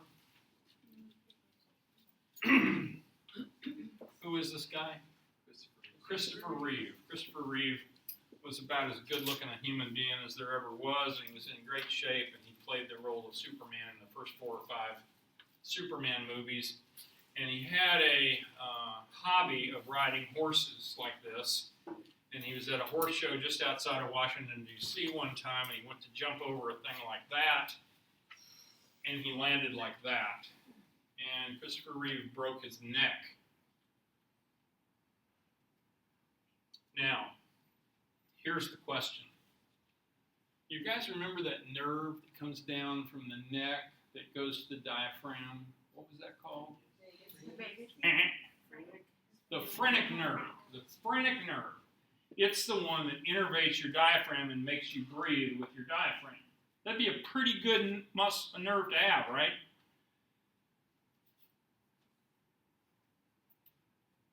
Anybody remember what levels of the spinal cord the phrenic nerve comes off at? C4, C5. C3, 4, 5. Yep, that's great. 3, 4, 5 is right. So if you break your neck at C2, Oh, that's right. C2, you're dead. you're pretty much dead because you can't breathe with your diaphragm. You certainly can't breathe with your ribs because they're T1, T2, T3, T4, right? Well, he was pretty much dead when he hit the ground. Only trouble was there was an anesthesiologist right there who was out there just for this reason. And he walked over and looked at him, and he realized he wasn't moving a thing. And he rolled him over, and he looked in his windpipe. He stuck an endotracheal tube in him, and he started breathing for him within a minute. Okay? So he saved his life, if you want to call it that. He spent the next 10 years in a wheelchair. He could not move his arms or legs. He was a quadriplegic, and he was on a breathing machine, a ventilator, that breathed him through a tracheostomy that came in through here, and he could not talk because he couldn't control his larynx either.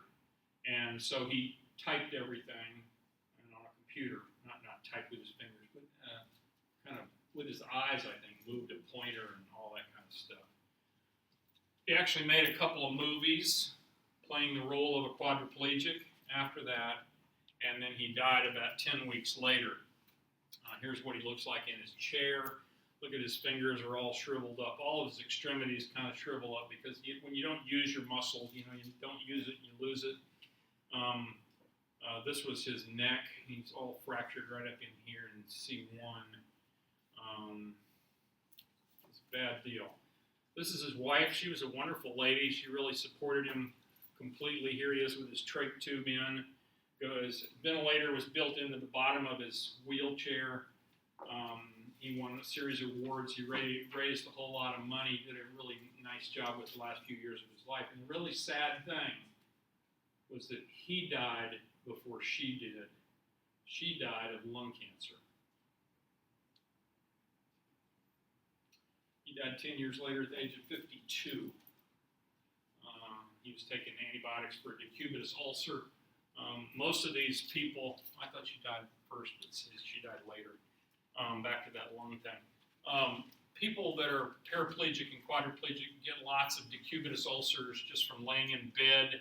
You know, you and I look out here in the room, and you guys are always taking and shifting in your seats and, you know, taking the pressure off your left cheek and putting it on your right cheek. You know, we all do that.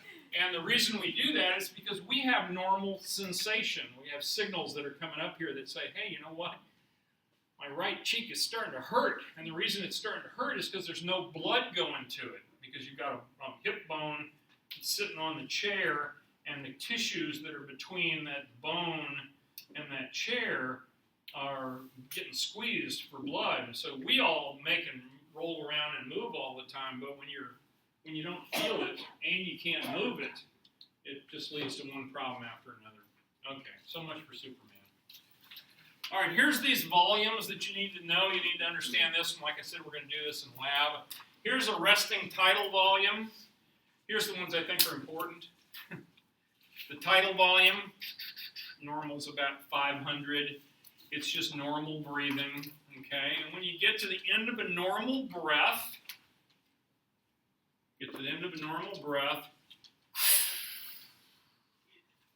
how much more can you push out? And that's called your expiratory reserve volume, ERV. How much more can you expire? Then you breathe along tidal volume for a while longer, and you get to the end of a tidal volume, and you go. Try to suck in all the air you can. That's called your inspiratory reserve volume. How much more can you suck in? So, then I think this number here is very important. This is the vital capacity. The vital capacity is for, if you're a vital person, how much can you breathe in to how much can you breathe out? So from the most you can suck in to the most you can blow out is the vital capacity. Okay? That's an important one. Now, these others aren't so important, I don't think, but it's kind of weird if you think about it, because you see there's a residual volume in your lungs. So even if you blow it all out, all that you think you can blow out, there's still a bunch of air in your lungs. That's this residual volume, this minimal volume that they have down there. That's how much you've got in there when you die. Even when you die, you've got a little bit of air in you. So that's what those numbers are. But basically, the ones I think are important are tidal volume, expiratory reserve volume, inspiratory reserve volume, and vital capacity, in to out. Pulmonary function tests, we used to send patients down to get pulmonary function tests if we were going to operate on them, especially if it was an old geezer and you worried about the state of his lungs. You would send him down to the PFT lab, the pulmonary function test lab, and they would do these tests to basically measure those things that we just talked about. And just so you know that those labs are more of a cheerleading session than anything else. So if I was trying to do pulmonary function tests on this thing here, I would say, okay, now you've got this thing in your mouth and you're breathing in through it and you're breathing out through it, and you spend a lot of time coaching. You say, okay, deep breath, deep breath, deep breath, deep breath, come on, deep breath, deep breath. And it's almost more important how much you cheer them on than it is how much they do. I mean, you really have to cheer them on a lot, because most people will just say, they don't really want to do it. So pulmonary function tests are kind of a cheerleading thing. All right, I'm going to stop right there for today, and now I'm going to show those little videos that I thought might be helpful to you. I don't know. Let's see, let's hit that.